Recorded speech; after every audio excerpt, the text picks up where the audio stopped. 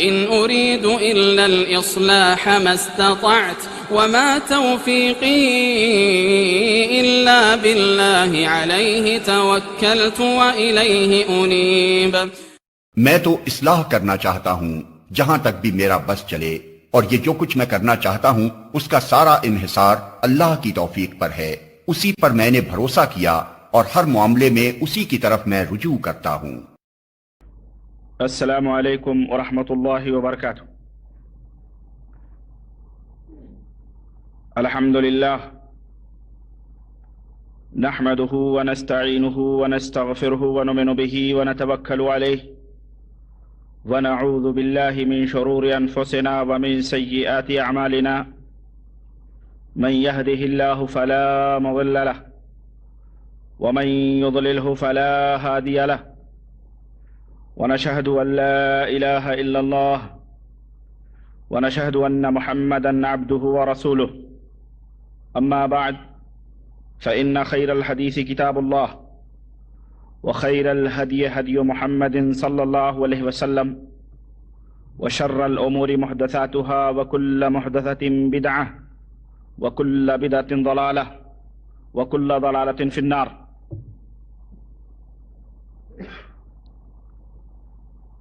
قال الله تبارك وتعالى في كلامه المجيد: أعوذ بالله السميع العليم من الشيطان الرجيم، بسم الله الرحمن الرحيم، وننزل من القرآن ما هو شفاء ورحمة للمؤمنين ولا يزيد الظالمين إلا خسارا۔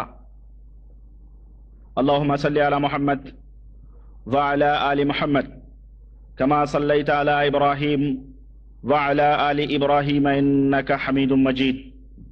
اللهم بارك على محمد وعلى آل محمد كما باركت على إبراهيم وعلى آل إبراهيم إنك حميد مجيد۔ تمام قسم کی حمد و ثنا اس اللہ تعالیٰ کے لیے لائق و زیبا ہے جس نے ہمیں اور آپ کو پیدا فرمایا۔ درود و سلام اس ذات مبارکہ مقدسہ پر جو ساری کائنات کے لیے رشد و ہدایت بن کر کے تشریف لائے۔ عزیزان ملت اسلامیہ، بزرگوں، دوستوں اور بھائیوں،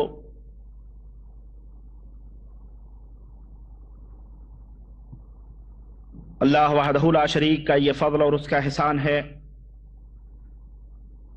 کہ اس نے مجھ بندے ناچیز کو یہ توفیق عطا فرمائی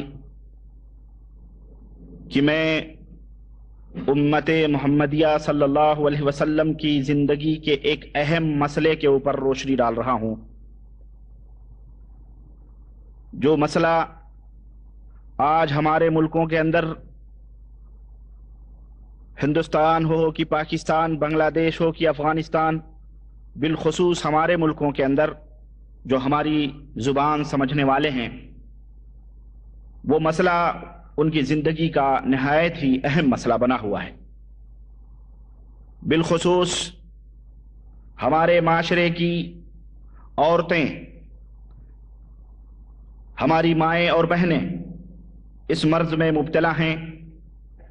کہیں کسی کو جنات نے پکڑ رکھا ہے تو کہیں کسی کو شیطان ستا رہا ہے، کہیں کوئی خوابوں میں چیخ پکار کر رہا ہے تو کہیں وہ دماغ سے پیدل ہو چکا ہے۔ غرض کی مختلف طریقوں سے شیطان انہیں تنگ کر رہا ہے۔ میں اس اہم موضوع پر اس لیے روشنی ڈال رہا ہوں تاکہ ہمارے معاشرے کے وہ لوگ جو اس پریشانی میں مبتلا ہیں اور انہیں اس پریشانی کا علاج، اس دکھ کا، اس مرض اور اس بیماری کا علاج اس کا علم نہیں ہے، تو پھر شیطان ایک طرف انہیں پریشان کرتا ہے، دوسری طرف انہیں اللہ وحدہ لا شریک سے دور کرنے کے لیے اور اللہ کے غضب اور اللہ کے عذاب کا مستحق بنانے کے لیے شیطان اللہ کی طرف سے ان کے توجہات کو ہٹا کر اپنے ہی طرح کے جو انسانوں میں شیاطین ہیں یا جنہوں نے انسانیت کا روپ اختیار کر رکھا ہے، اپنے ہی لوگوں کی طرف ان کی رہنمائی کرتا ہے اور انہیں یہ بتاتا ہے کہ فلاں جگہ جاؤ تمہیں شفا مل جائے گی۔ شیطان ہی پریشان کرتا ہے اور پھر انہیں گمراہ کرنے کے لیے وہ ایسے ایسے اڈے بتاتا ہے، ایسی ایسی جگہیں بتاتا ہے کہ اللہ کی پناہ، جہاں ایمان اور عقیدے کا سودا ہوتا ہے، جہاں پہنچ کر آدمی جو ایمان کی دولت سے مالا مال ہوتا ہے، وہاں پہنچ کر نمک کی طرح، جس طرح نمک پانی کے اندر پگھل جاتا ہے، اسی طرح وہ شخص بھی راہ راست سے بھٹک کر اللہ وحدہ لا شریک کی طرف سے ہٹ کر وہ غیروں کی چوکھٹوں پہ سر جھکانے لگتا ہے، اسی کو اپنا مأوا، اسی کو اپنا ملجا، اسی کو اپنا ہمدرد، اسی کو اپنا غمگسار، اسی کو اپنا سب کچھ سمجھنے لگتا ہے۔ وہ لوگ کون ہیں؟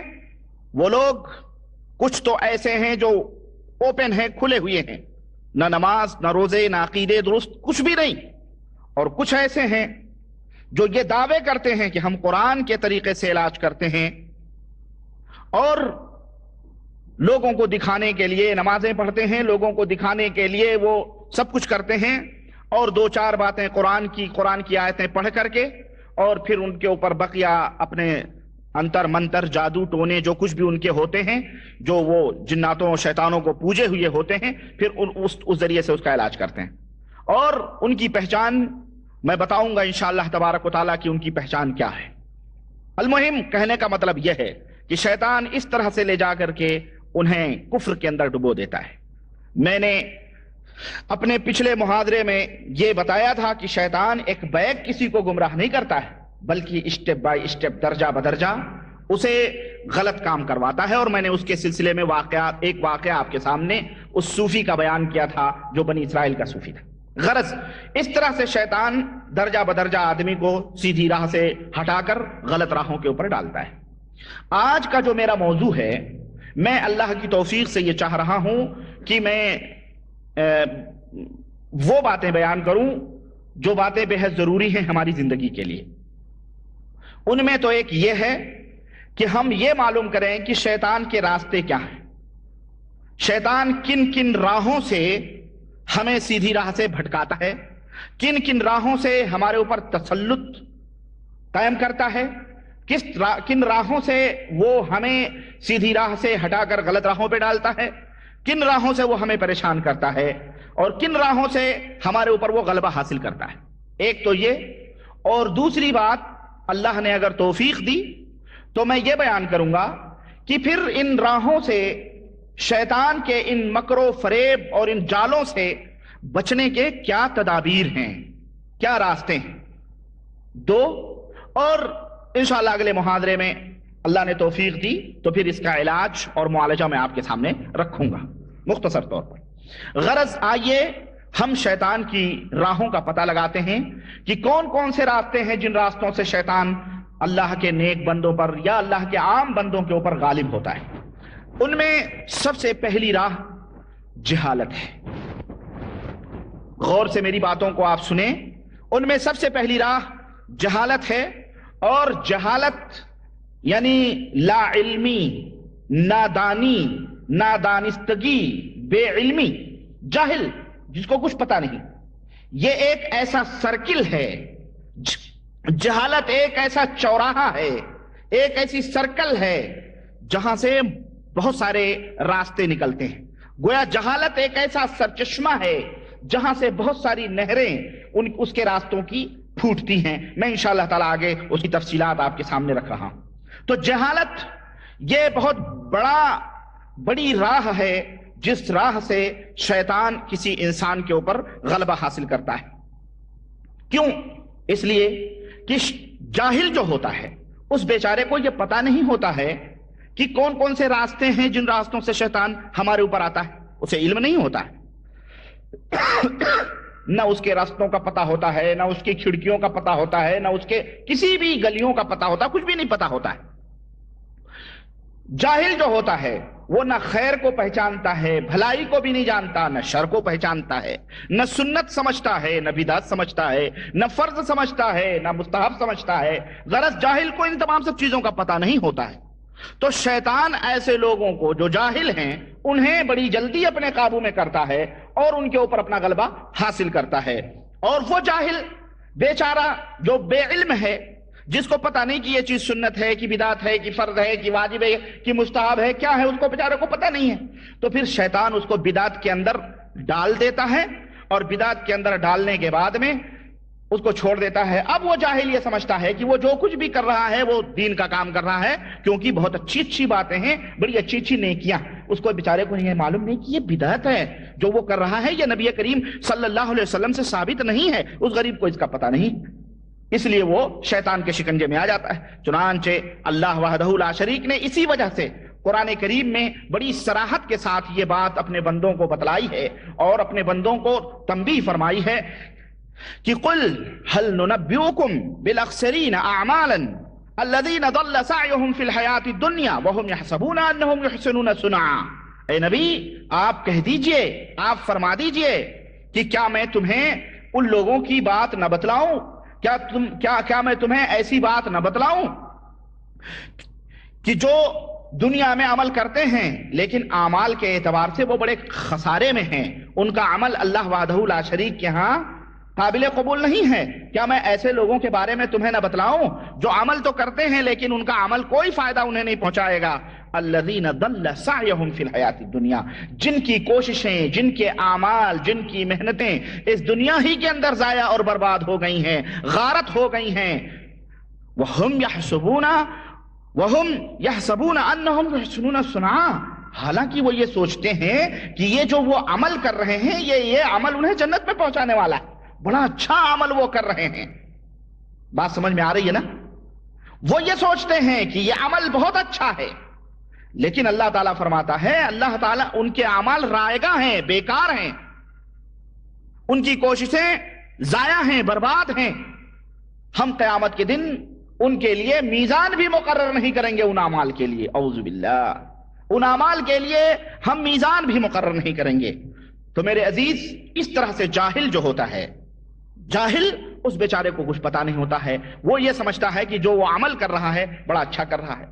جاہل کا دل اللہ وحدہ لا شریک مسخ کر دیتا ہے، اس کی بصارت، اس کی بصیرت بالکل تاریک ہو جاتی ہے، اور پھر جاہل اس کے دل کے اوپر، یہ شیطان اس جاہل کے دلوں کے اندر شبہات کے تیر اور زہر اس کے دلوں کے اندر گھولتا ہے اور اس طرح سے اس کو اپنا قیدی بنا لیتا ہے۔ لیکن جو لوگ اللہ وحدہ لا شریک کے مخلص اور نیک بندے ہیں، جو لوگ اللہ وحدہ لا شریک کے خالص بندے ہیں اور وہ علم والے ہیں، انہیں پتا ہے شیطان کی راہوں کا، خیر اور شر کا، تو وہ لوگ شیطان کے شکنجے میں نہیں آتے ہیں۔ چنانچہ یہ جہالت جو ہوتی ہے، سب سے بڑی چیز جو جاہل کے لیے یہ ہوتی ہے کہ جاہل کو شیطان علم حاصل کرنے سے روکتا ہے۔ کوئی آدمی جاہل ہے، اسے علم حاصل کرنے سے روکتا ہے اور اس سے کہتا ہے کہ کیا تم کسی عالم کے سامنے جا کر کے بیٹھ کر کے اب اس عمر میں اس عالم کے پاس جا کر کے تم علم حاصل کرو گے؟ تمہیں حیا نہیں آئے گی، تمہیں شرم نہیں آئے گی؟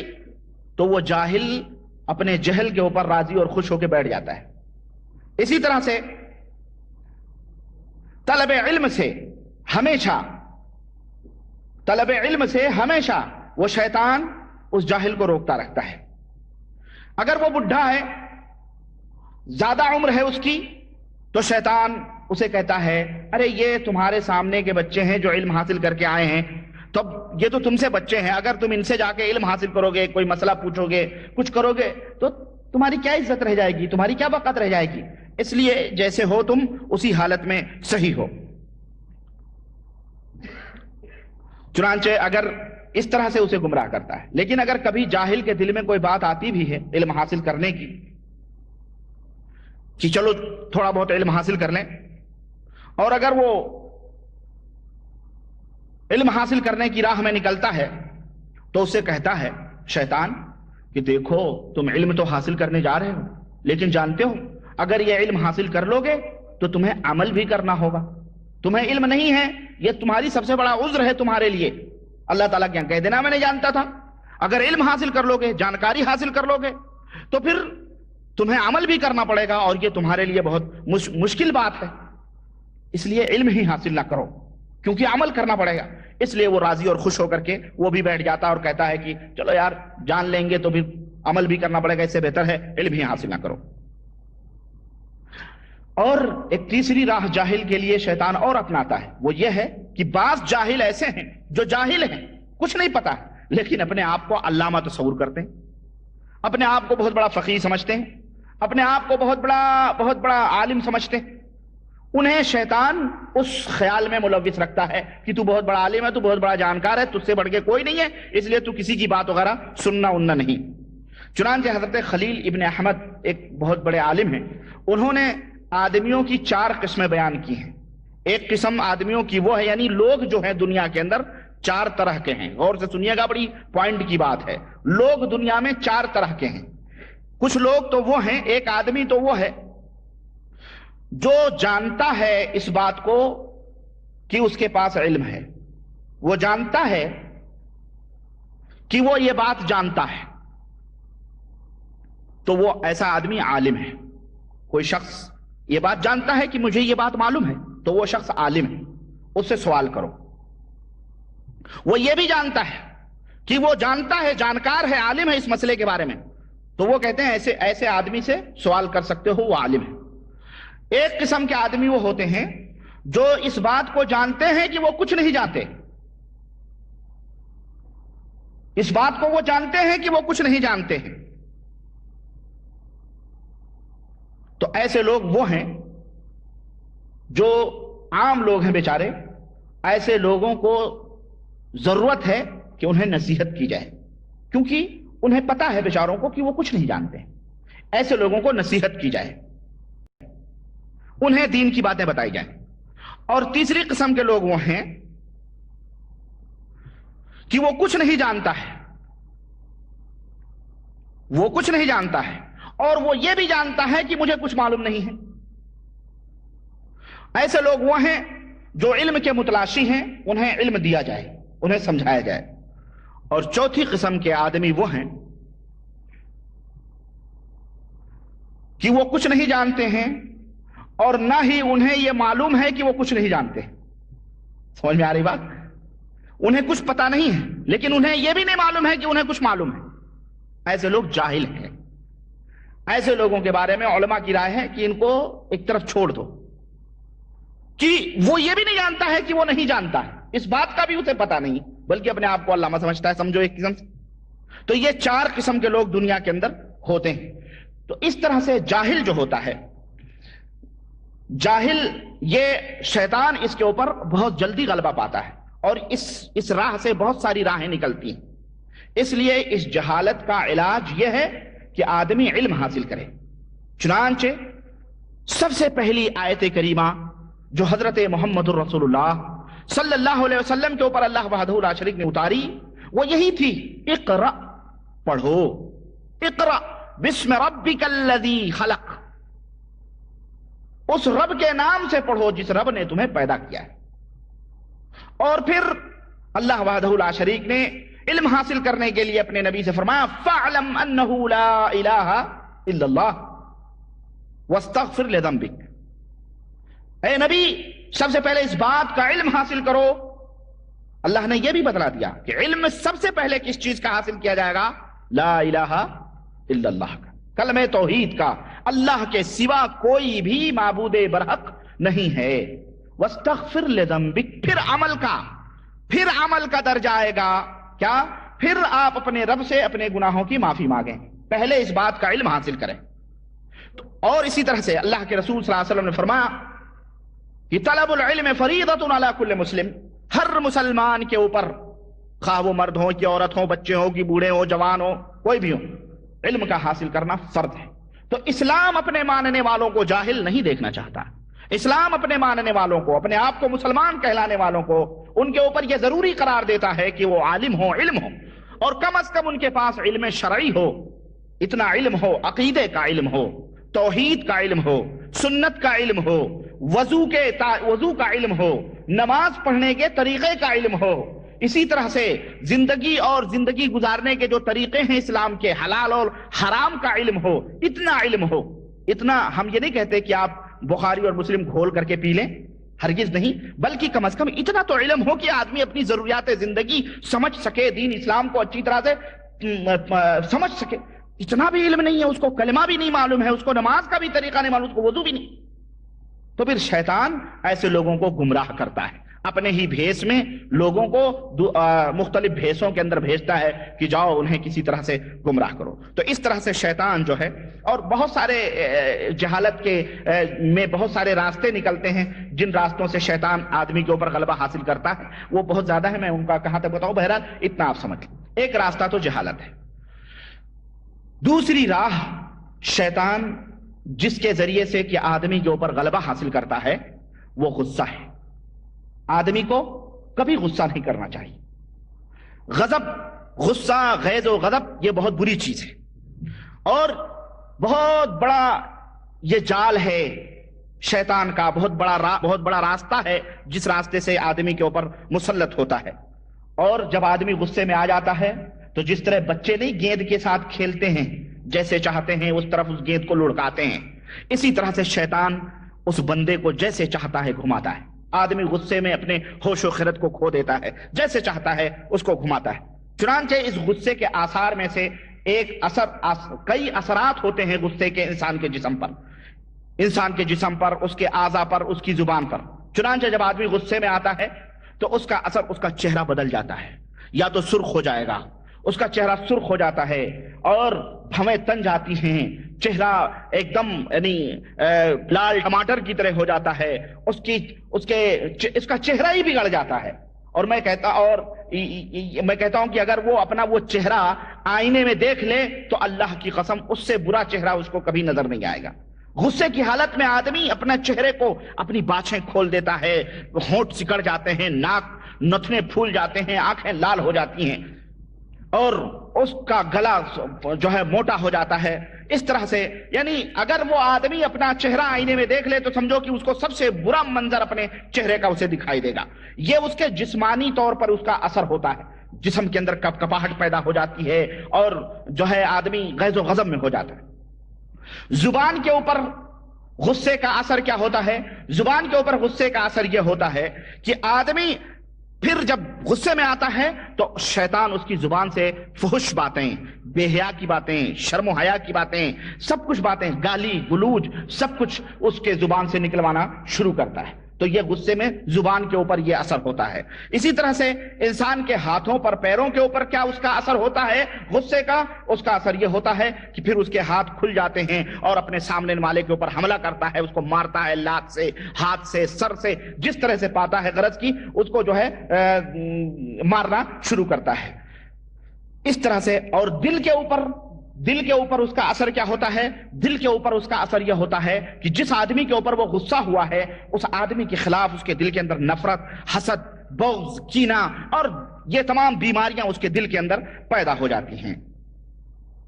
اور ایسی حالت کے اندر شیطان اس کا مذاق اڑاتا ہے، اس کو دیکھ کر کے ہنستا ہے، اور جو وہ غصہ اس کا بڑھتا ہے شیطان اور اس غصے کو ہوا دیتا ہے اور اس کے بعد وہ ہنستا ہے.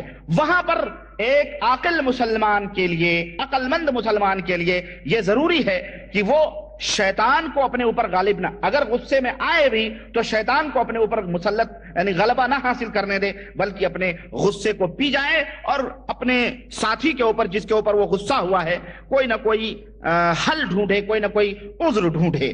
چنانچہ اس سلسلے میں حضرت ابو الدرداء رضی اللہ تعالیٰ عنہ سے روایت ہے کہ نبی کریم صلی اللہ علیہ وسلم سے نے فرمایا، ایک آدمی نے پوچھا اللہ کے رسول صلی اللہ علیہ وسلم سے کہ دلنی علی عمل یدخلنی الجنت، اے اللہ کے رسول صلی اللہ علیہ وسلم ہمیں کوئی ایسا عمل بتلائیے جس عمل کے کرنے کی وجہ سے میں جنت کے اندر چلا جاؤں. اللہ کے رسول صلی اللہ علیہ وسلم نے فرمایا لا تغضب ولک الجنہ، غصہ نہ ہو، غصہ نہ کرو اور تمہارے لیے جنت ہے. اسی طرح سے نبی کریم صلی اللہ علیہ وسلم نے غصے کو پی جانے، غصے کو برداشت کرنے کا خاص طور سے اپنے ماننے والوں کو، اپنا کلمہ پڑھنے والوں کے لیے نصیحت فرمائی ہے کہ اے لوگوں غصے کو پی جاؤ۔ چنانچہ حضرت ابو ہریرہ رضی اللہ تعالیٰ عنہ سے مروی ہے، کہتے ہیں کہ ان رجلا قال للنبی صلی اللہ علیہ وسلم اوصنی قال لا تغضب۔ ایک صحابی نے اپنے نبی صلی اللہ علیہ وسلم سے پوچھا کہ اللہ کے نبی مجھے وصیت کیجئے، کوئی نصیحت کیجئے، تو آپ نے فرمایا غصہ نہ کرو، غصہ نہ کرو۔ اور کئی دفعہ آپ صلی اللہ علیہ وسلم نے اس کو دہرایا، غصہ نہ کرو، غصہ نہ کرو۔ اس حدیث کو بخاری نے روایت کیا ہے۔ تو اس آدمی نے کہا کہ جب نبی کریم صلی اللہ علیہ وسلم نے یہ فرمایا کہ غصہ نہ کرو تو میں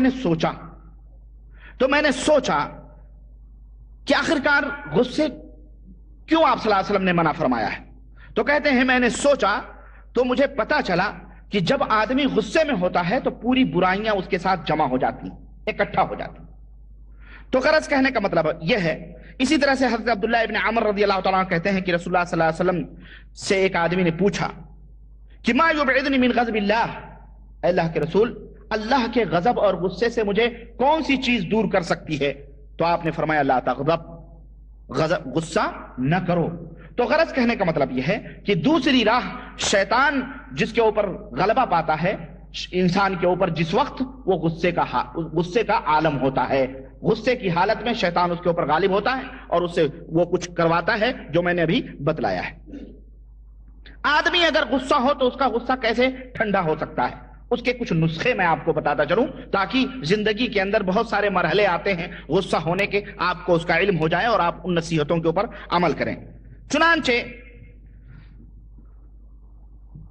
جب آدمی کے اوپر غصہ سوار ہو اور آدمی غصے میں آئے تو اسے چاہیے کہ اپنے نفس کو تھوڑا سا مضبوط کرے، اپنے دل کو مضبوط کرے۔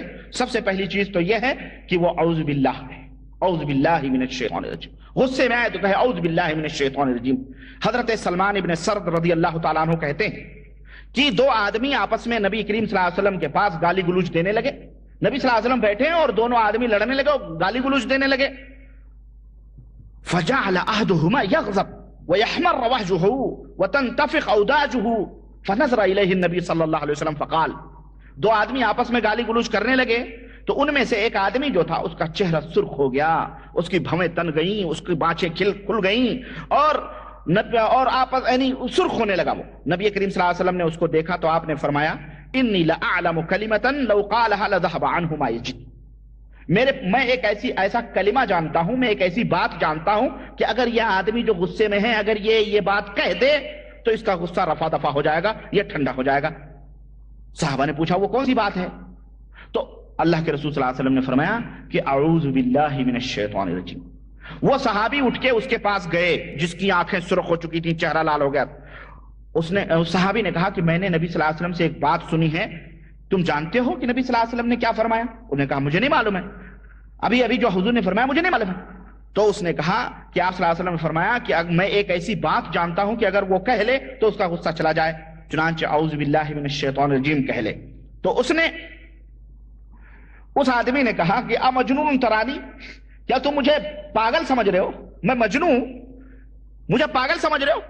رواہ البخاری و مسلم، یہ حدیث بخاری اور مسلم کے اندر ہے۔ تو اس حدیث سے ہمیں یہ معلوم ہوا کہ آدمی جب غصے میں آئے تو غصہ ٹھنڈا کرنے کا ایک علاج یہ ہے کہ وہ اعوذ باللہ من الشیطان الرجیم پڑھ لے۔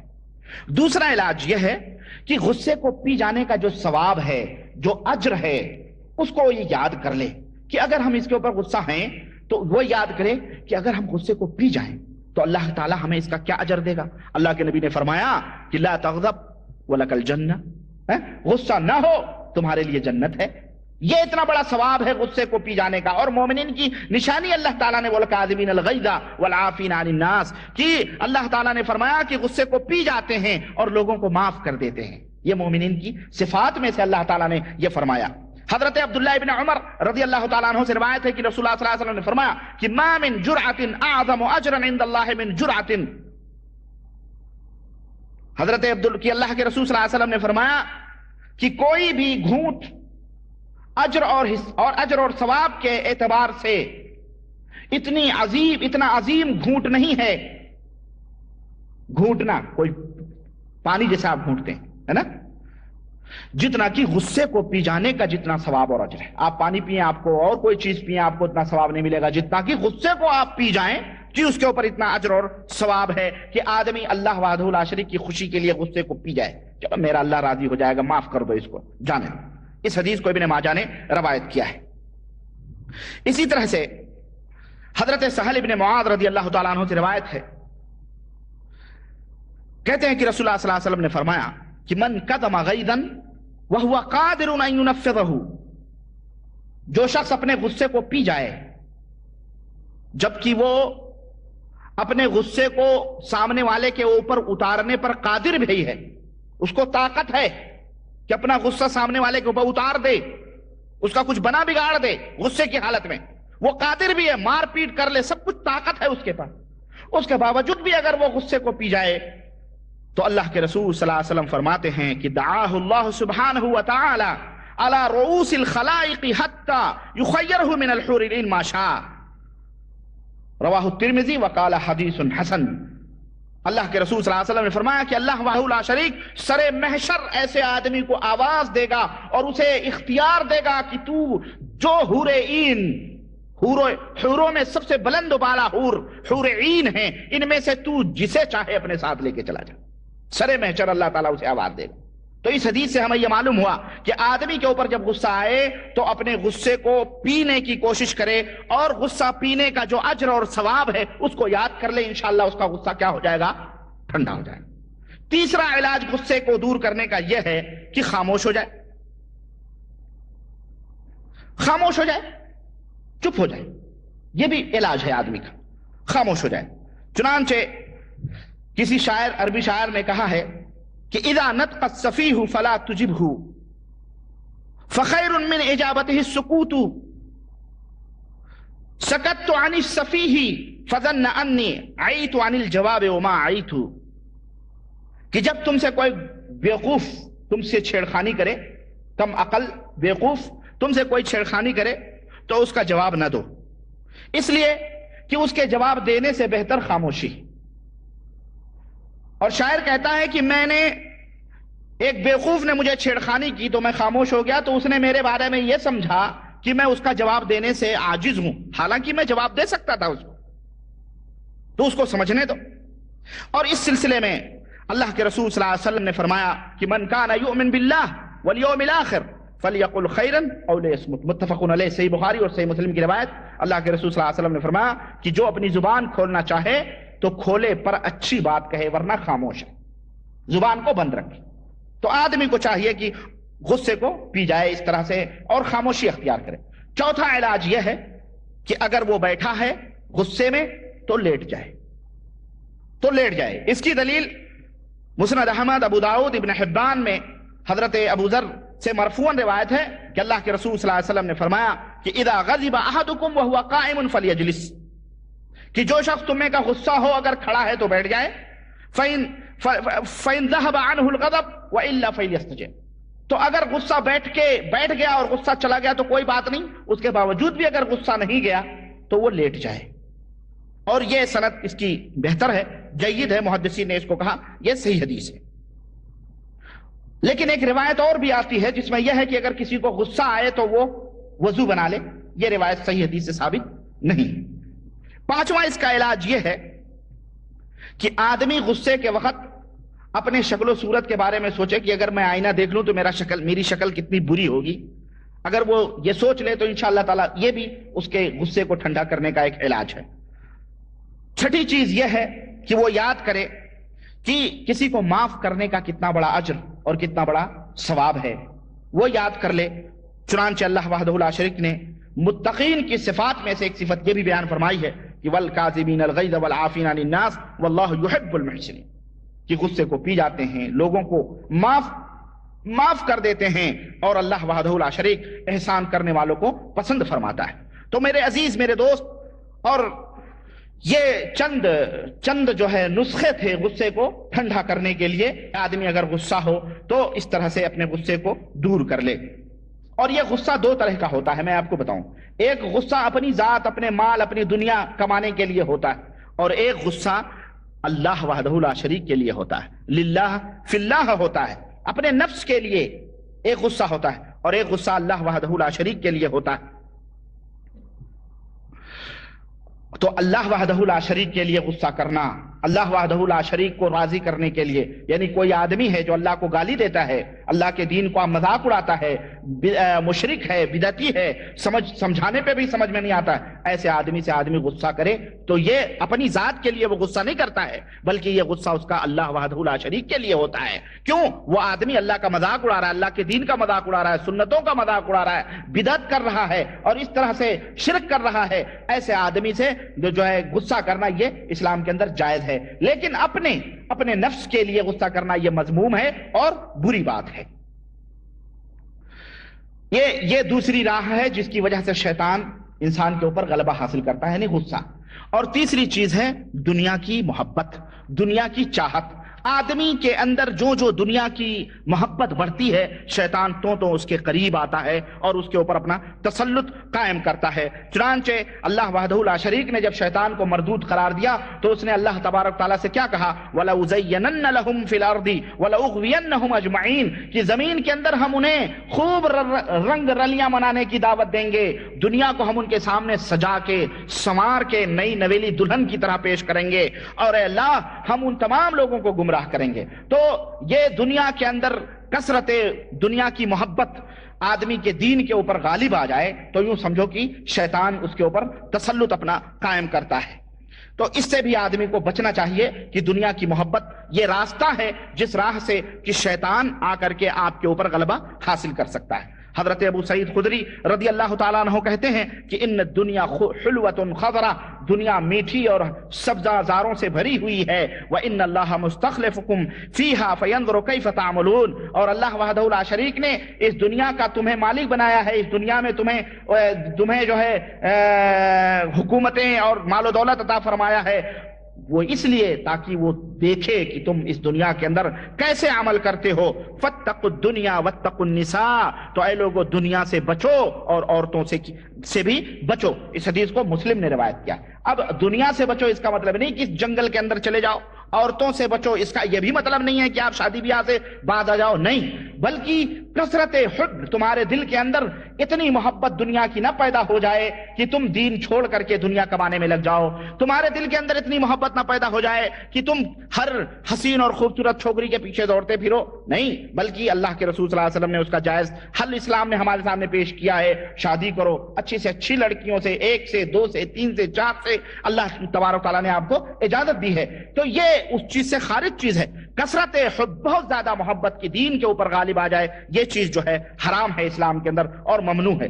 اسی طرح سے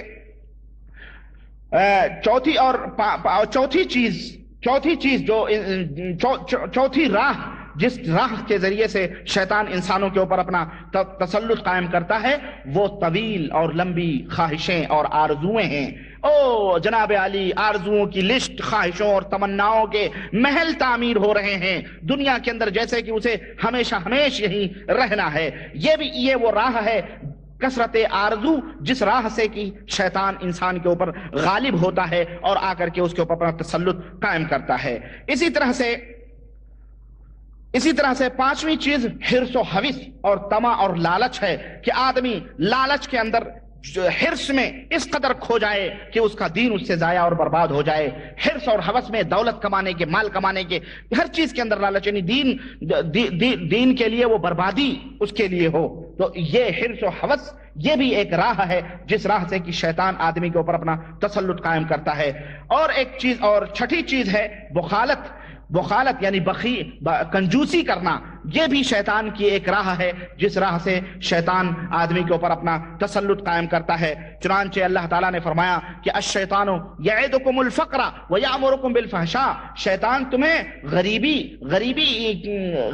سے ڈراتا ہے، شیطان تمہیں غریبی کا وعدہ کرتا ہے اور تمہیں فحش اور بے حیائی باتوں کا حکم دیتا ہے. واللہ یعدکم مغفرہ منہ، اللہ اپنی طرف سے تمہیں معافی کا جو ہے وعدہ دلاتا ہے، اور اسی طرح سے وفضلا، اور اپنے فضل و کرم کا وعدہ دلاتا ہے. واللہ واسع علیم، اور اللہ وحدہ لا شریک بہت وسیع علم والا ہے. تو شیطان تمہیں غربت سے ڈراتا ہے تاکہ تم اللہ کی راہ میں خرچ نہ کرو، تم اپنے مالوں کو سمیٹ کے رکھو تجوریوں میں، بینکوں میں، اس لیے کہ اگر تم خرچ کر دو گے تمہارے پاس نہیں آئے گا. تو لوگوں کے اوپر، اپنے بال بچوں کے اوپر، اپنے آل اولاد کے اوپر، لوگوں کے اوپر، اپنے پڑوسیوں کے اوپر بخالت کرنے کی تلقین کرتا ہے، تو اس طرح سے شیطان تمہارے اوپر غالب آتا ہے۔ اللہ کے رسول صلی اللہ علیہ وسلم حضرت ابو ہریرہ رضی اللہ تعالیٰ عنہ سے روایت اور بڑی پیاری حدیث ہے، فرماتے ہیں کہ قال رسول اللہ صلی اللہ علیہ وسلم ما من یوم یصبح العباد فیہ الا ملکان ینزلان، صبح ہوتی ہے تو دو فرشتے اللہ وحدہ لا شریک اتارتا ہے زمین کے اوپر،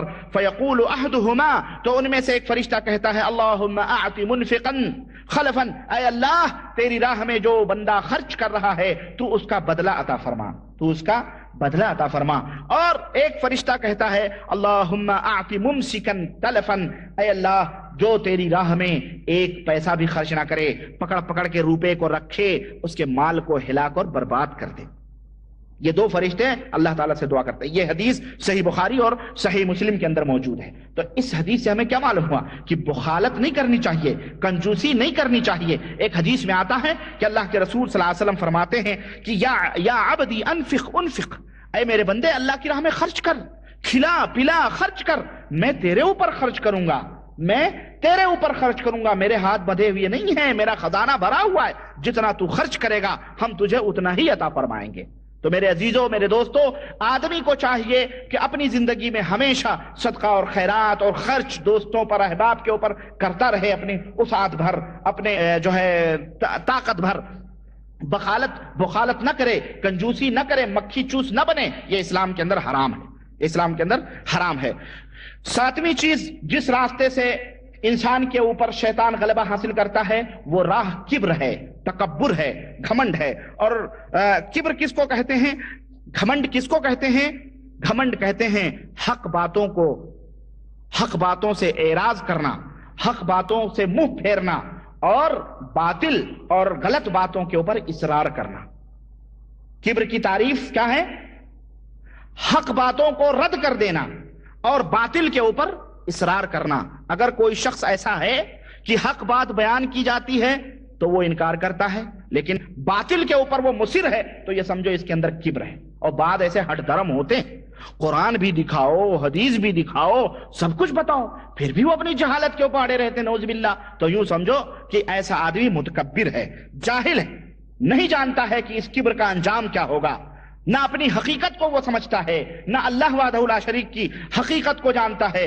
اس لیے کہ اگر وہ اپنی حقیقت کو سمجھتا تو وہ یہ جانتا کہ اللہ وحدہ لا شریک نے اسے ایک بہت ہی حقیر قطرے سے پیدا فرمایا ہے، بہت ہی حقیر قطرے سے پیدا فرمایا ہے۔ اگر وہ اپنی حقیقت کو جانتا تو سمجھتا کہ وہ ایک پانی کے قطرے سے بنایا گیا ہے۔ انک لن تخرق الارض ولن تبلغ الجبال طولا، تم نہ ہی اتنے بلند ہو سکتے ہو کہ تم پہاڑ کی بلندیوں کو چھو لو، اور نہ ہی اتنے طاقتور ہو سکتے ہو کہ تم زمین کو پھاڑ سکو، پھر کس چیز کے اوپر تم کبر اور گھمنڈ کر رہے ہو؟ اللہ تعالیٰ نے فرمایا لا تمشی فی الارض مرحا، زمین کے اوپر اکڑ کے، سینہ تان کے، بہت بڑی طاقت ہے، قوت ہے، سب کچھ ہے، اس طرح اکڑ کے سینہ پھلا کے نہ چلو، انکا، اس لیے کہ تم نہ زمین پھاڑ سکتے ہو، نہ تم پہاڑ کی چوٹیوں کو چھو سکتے ہو۔ ان اللہ لا يحب من كان مختالا فخورا، اللہ تبارک و تعالیٰ غرور اور گھمنڈ کرنے والوں کو پسند نہیں فرماتا ہے۔ تو میرے عزیز، میرے دوست، اللہ کے رسول صلی اللہ علیہ وسلم نے کبر اور گھمنڈ کے انجام سے بچایا، اپنے امت کو ڈرایا ہے اور ان کو تعلیم دی ہے۔ اور چنانچہ اللہ کے رسول صلی اللہ علیہ وسلم نے فرمایا کہ لا يدخل الجنة من كان في قلبه مثقال ذرة من كبر، رواہ مسلم والترمذی، کہ جنت میں وہ شخص نہیں داخل ہو سکتا ہے جس کے دل میں ریت کے ذرے کے برابر بھی کبر اور گھمنڈ۔ ہمارے ہاں چودھری ہیں، وہ فلانے سیٹھ ہیں، وہ فلانے علامہ ہیں، وہ فلانے شیخ الحدیث ہیں، وہ فلانے مفتیانہ ہیں، وہ فلانے حضرت ہیں، وہ فلانے پہلوان ہیں، وہ فلانے تاجر ہیں، وہ فلانے فیکٹری اور کمپنی کا تکبر اتنا کہ سلام نہ دعا نہ کچھ، سلام کچھ نہیں، اتنے متکبر لوگ۔ کس چیز کے اوپر تکبر کرتا ہے؟ اگر وہ اپنی حقیقت کو جانتا تو وہ ایک حقیر نطفے سے بنایا گیا ہے، اور اگر وہ اس کے انجام کو جانتا تو اللہ کے نبی نے فرمایا ہے کہ جس کے دل کے اندر ذرے کے برابر بھی تکبر ہو وہ جنت کے اندر داخل نہیں ہو سکتا ہے۔ تو اللہ کے نبی نے اپنی امت کو تکبر کرنے سے منع کیا ہے، اللہ نے آپ کو دولت دی ہے, اللہ نے آپ کو علم عطا فرمایا ہے, آپ علامہ ہیں, شیخ الحدیث ہیں, قرآن و سنت کا آپ کے پاس علم ہے, سب تکبر مت کرو. تکبر, میرا ایک پیر تھا, اللہ معاف کرے, اتنا متکبر, اللہ تعالیٰ پتہ نہیں مر گیا وہ, اللہ ہی سمجھے اس کو. میرے ساتھ یہ واقعہ پیش آیا, اللہ کی قسم. میں تقریر, مطلب پہلے مجھے چھوڑ دیا جاتا تھا, جاؤ بھائی پبلک کو بھی جمع وما کرنا, نعت وت پڑھو گا کے. ہم پڑھتے تھے, جناب علی میں تقریر کر رہا تھا, رٹی رٹائی تقریریں ہوتی تھی اس زمانے کی, چھوٹا تھا, بچہ تھا, اور جناب علی وہ پیر صاحب آ گئے. اب اپنی تقریر کی جوش میں ہم نے کسی کو نہیں سمجھا, اور جناب اس کے بعد ہم نے نعرے ورے نہیں لگائے, اور وہ حضرت میرے اوپر ایسا برسا, آج تک مجھے اس کی تلخیاں, ان کی کڑواہٹوں کو میں محسوس کر رہا ہوں. اس نے جو مجھے تانے دیے, گستاخ, مردود, خبیث. میں آیا اور میرے لیے نعرہ بھی نہیں لگایا, کرسی سے بھی نہیں اٹھا. اس طرح یہ تکبر ہے. یہ کیا ہے؟ یہ تکبر ہے. ہم جن مدرسوں میں پڑھتے تھے ہندوستان میں, اللہ کی قسم میں نے دیکھے, ہم نے دیکھے ہیں, اوہو اللہ, کیا میں بتاؤں آپ کو, کیا میں بتاؤں. پیر صاحب کا پلہ بھی کتے کا آ جائے نا تو ہمارے ہاں کے جاہل مصلی چھوڑ کے بازو ہو جاتے ہیں. فلانے جگہ کا کتا آیا ہے, وہ نماز پڑھائے گا. اللہ کی قسم, پوتے پڑ پوتے ان تک کی عزت کرو, ان کے سر دباؤ, ان کے پاؤں دباؤ, ہم نے دبائے ہیں. اللہ معاف کرے, قسم اللہ کی. یہ اس طرح اپنے آپ کو متکبر سمجھتے ہیں, خبیث اس طرح کے. یہ بڑے بڑے پیر ہیں. اوہو, اگر آپ نے ذرہ سا بھی اگر اونچی آواز کر دی, نکل جاؤ, مردود کہیں کا, گستاخ کہیں کا, میرے سامنے میری شان میں توہین کرتا. عجیب, آپ نے سوال کر دیا حضرت سے, شیخ الحدیث ہیں, مفتی ہیں, جاہل کہیں کے, ہم سے سوال کرتے ہو. ہم ہی بول رہے ہیں, ہم بول رہے ہیں, یہی سب سے بڑی دلیل ہے. ایسے کو پکڑ کے گھسیٹ کے اور دو دینے کا اور بولنے کا, تو بڑا دلیل والا ہے. دنیا اگر تو ہی دلیل ہے تو دنیا یہ مختلف ٹکڑیوں میں کیوں تقسیم ہے, کیوں یہ برباد ہو رہی ہے؟ ظالم, اٹھ, دے دلیل قرآن و سنت کی. تو اپنے فقیروں پتہ نہیں کن لوگ لاکھ کیڑے مکوڑوں کو لا کے ہمارے سامنے دلیل میں پیش کرتا ہے. اس کی کیا دلیل ہے؟ یہ اس طرح سے جو ہے لوگ تکبر کرتے ہیں. تکبر نہیں کرنا چاہیے. علم ہے بول دو ہاں ہے, دولت ہے, تواضع اور انکساری اختیار کرو. شیطان ایسے لوگوں کے اوپر غالب ہوتا ہے اور پھر جیسے چاہتا ہے ان کو تاک دینا دن کی نچاتا ہے, اور لوگ ناچ رہے ہیں. تو ایسے لوگوں کے بارے میں, یہ بہت بڑی سیٹ ہو, دولت مند ہو, سعودیہ سے کما کے گئے ہو, بلڈنگیں بناؤ, کاریں خریدے, سب کچھ خریدے, تکبر نہ کرنا.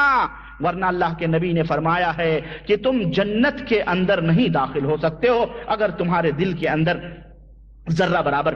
صحابہ کرام کو دیکھیں, صحابہ کرام نے فرمایا کہ اللہ کے نبی, ہم اچھے کپڑے پہنتے ہیں, اچھے جوتے پہنتے ہیں, اچھے طرح سے لباس پہنتے ہیں, اچھے گھر میں رہتے ہیں, کیا یہ تکبر ہے؟ اللہ کے نبی نے فرمایا نہیں, یہ تکبر نہیں ہے, بلکہ اپنے سامنے اپنے بھائی کو حقیر سمجھنا یہ ہے.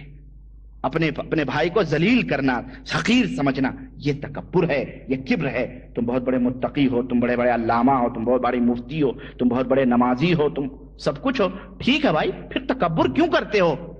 ایسے لوگوں کے ایمان بھی, تقوی بھی, پرہیزگاریاں بھی اللہ طرف ایک رکھے گا اللہ تعالیٰ, اور ان کو کہے گا چل جہنم کے اندر. اللہ کو تکبر نہیں پسند ہے. اللہ نے فرمایا الکبریاء ردائی, تکبر میری چادر ہے, تکبر میری چادر ہے. اور اگر کوئی تکبر کرتا ہے تو گویا میرے چادر کو کھینچنے کی کوشش کرتا ہے, اللہ اس کو نہیں معاف کرے گا. تو میرے عزیز, میرے دوست, تکبر نہ کرنا, کبھی گھمنڈ نہ کرنا, نہ دولت پر, نہ علم پر, نہ حسن پر, نہ جمال پر, نہ کسی بھی گھر پر, نہ گاڑی پر. تواضع اور انکساری اختیار کرو. تو کہنے کا مطلب یہ ہے کہ اس طرح سے تکبر کرنے کی وجہ سے آدمی کے اوپر شیطان غلبہ حاصل کرتا ہے. اور اس تعلق سے اور بھی بہت ساری چیزیں ہیں, میں آپ کو کیا بتاؤں, وہ انشاءاللہ تعالیٰ پھر کبھی بہت ساری چیزیں تکبر کے اندر آتی ہیں, اور متکبرین کی کئی قسمیں بھی ہوتی ہیں. میں انشاءاللہ تعالیٰ کبھی اس ٹاپک کے اوپر جب خطبہ دوں گا تو میں ان سب باتوں کو بیان کروں گا. بہرحال میں چونکہ جناتوں کا مسئلہ ہے اس لیے شیطان کے راستوں سے آپ کو آگاہ کر رہا ہوں مختصر طور پر. مجھے اتنی تفصیل بھی نہیں بتانی چاہیے, لیکن پھر بھی علم رہے اس لیے میں بتا دے رہا ہوں, بھلے وقت زیادہ لگے اس کی کوئی پرواہ نہیں ہے. چنانچہ آٹھویں چیز کیا ہے؟ یہ چیز آئی, وہی پیر والی بات آ گئی. آٹھویں چیز یہ ہے تعریف پسند بننا. تعریف پسندی یہ بھی شیطان کی راہ ہے. اس راہ سے شیطان انسان کے دلوں تک راہ بناتا ہے اور انہیں گمراہ کرتا ہے. آدمی بہت بڑے حضرت ہیں, بہت بڑے حسن و جمال کے مالک ہیں, دولت کے مالک ہیں, علم کے مالک ہیں, سب کچھ ہے, اپنے ارد گرد 10-15 کو لے کے چلتے ہیں جو انہیں خوش فہمیوں کے محل میں چاروں طرف رکھتے ہیں. جیسے پہلے زمانے کے عمرا اور نواب ہوا کرتے تھے، پہلے زمانے کے عمرا اور نواب ہوا کرتے تھے جو تعریف کو بہت پسند کرتے تھے. تعریف کے اندر کسی نے کہہ دیا آپ کے نام کے تو قصیدے لکھے جا رہے ہیں، خلاص خزانے کے دروازے کھلے ہیں، لے جاؤ اس کو دو. تعریفوں کے اندر اپنے قصیدے سنا کرتے تھے. تو یہ تعریف پسندی ہے. آدمی کے پاس آپ آئیں، ارے جناب آپ تو ایسے، آپ تو ایسے، ہم بڑے خوش ہو رہے ہیں، بڑے خوش ہو رہے ہیں. اور ہم ایسے لوگوں کو اپنے ارد گرد رکھتے ہیں جو ہماری تعریف کرتے رہیں صبح شام. تو یہ وہ راہ ہے جس کی راہ سے شیطان آدمی کو گمراہ کرتا ہے اور آدمی کو اسی عجب میں، تکبر میں وہ مبتلا کرتا ہے. چنانچہ اگر وہ خوبی جس کی وہ تعریف کوئی شخص کر رہا ہے، اگر وہ خوبی اس کے اندر موجود ہے، چنانچہ کہا کہ اگر آدمی کے اندر وہ خوبی موجود ہے جس کی سامنے والا تعریف کر رہا ہے، تو پھر تو یہ چاہیے اسے کہ اعوذ باللہ پڑھے اور اس سے چھٹکارا حاصل کرے اور اسے کہے بھائی کیا ضرورت ہے یہ سب تعریف نہیں کرنی چاہیے. اپنے عیبوں کو یاد کرے، اپنے گناہوں کو یاد کرے. فوری طور پر جس کی تعریف کی جا رہی ہے وہ فوری اپنے عیبوں کو، اپنے گناہوں کو یاد کرنے لگے اور اس کی تعریف کی طرف توجہ نہ دے. اور اگر وہ خوش ہوا اور اس کی تعریف کے اوپر توجہ دیا تو خلاص وہ سمجھو وہی شیطان اس کے اوپر غالب ہوا. بعض صالحین کا یہ کہنا ہے کہ کسی نے ان کی تعریف کی تو وہ کہنے لگے کہ اگر گناہوں کی بو ہوتی، گناہوں کی کوئی بو ہوتی تو میرے قریب کوئی بھی نہیں آتا. گناہ جیسے خوشبو لگاؤ تو پتہ چلتا بھائی آدمی خوشبو لگایا ہوا، بدبو لگاؤ تو بدبو لگایا. اسی طرح گناہوں کی بھی کوئی بو ہوتی تو کوئی آدمی میرے پر قریب آنے کی طاقت نہ رکھتا. اور اگر آدمی کے اندر وہ خوبی ہے ہی نہیں لیکن سامنے والا تعریفوں کے پل باندھتا چلا جا رہا ہے، پل باندھتا چلا جا رہا ہے اور وہ خوش ہوتا جا رہا ہے، تو وہ پاگل ہے. ایسا آدمی مجنو ہے جو اس نے کچھ کیا نہیں اور اپنی تعریفیں لوگوں کے سے پسند کرواتا ہے اور اپنی تعریفیں وہ ڈھونڈ رہا ہے. ایسا آدمی پاگل اور مجنو ہے. تو تعریف پسندی ایک ایسی راہ ہے جس راہ سے شیطان آدمی کے اوپر مسلط ہوتا ہے. 9ویں چیز ریاکاری ہے، دکھاوا ہے. ریاکاری اور دکھاوے کے لیے کوئی عمل کرنا. اللہ کے رسول صلی اللہ علیہ وسلم نے فرمایا کہ میری امت میں یہ چیز موجود رہے گی، شرک اصغر موجود رہے گا، چھوٹا شرک موجود رہے گا. صحابہ کرام نے فرمایا اللہ کے نبی وہ چھوٹا شرک کیا ہے؟ تو آپ نے فرمایا ریاکاری یعنی دکھاوا. تو اس لیے دکھاوا اور ریاکاری سے آدمی کو بچنا چاہیے. اللہ کے نبی نے یہ نہیں فرمایا کہ میری امت میں موجود رہے گا نعوذ باللہ، بلکہ آپ نے فرمایا ان اخوف ما اخاف علیکم الشرک الاصغر، کہ اے میرے صحابہ، اے میری امت کے لوگوں، میں تمہارے اوپر جس چیز سے سب سے زیادہ ڈرتا ہوں وہ چیز شرک اصغر ہے. انہوں نے کہا شرک اصغر کیا ہے؟ تو آپ نے فرمایا کہ الریا، ریاکاری ہے، دکھاوا ہے. تو آدمی کو کوئی عمل، کوئی صدقہ، کوئی خیرات، کوئی بھی عمل، کوئی بھی چھوٹے سے چھوٹا عمل ہو، بڑے سے بڑا عمل ہو، دکھاوے کے لیے نہیں کرنا چاہیے، ریاکاری کرنے کے لیے نہیں کرنا چاہیے. اور اس سلسلے میں بے شمار حدیثیں ریاکاریوں کے تعلق سے ہیں. آدمی کو بچنا چاہیے اس طرح سے اور اللہ وحدہ لا شریک سے توبہ کرنا چاہیے. 10ویں چیز ہے عجب یعنی خود پسند، خود نمائی، خود پسندی. یہ تکبر سے الگ چیز ہے. تکبر میں 3 چیزیں ہوتی ہیں، ایک تکبر کرنے والا، اور ایک جس چیز کے ذریعے تکبر کیا جاتا ہے، اور تیسری چیز ہے جس کے اوپر تکبر کیا جاتا ہے. لیکن خود نمائی جو ہوتی ہے اس کے اندر 2 چیزیں ہوتی ہیں.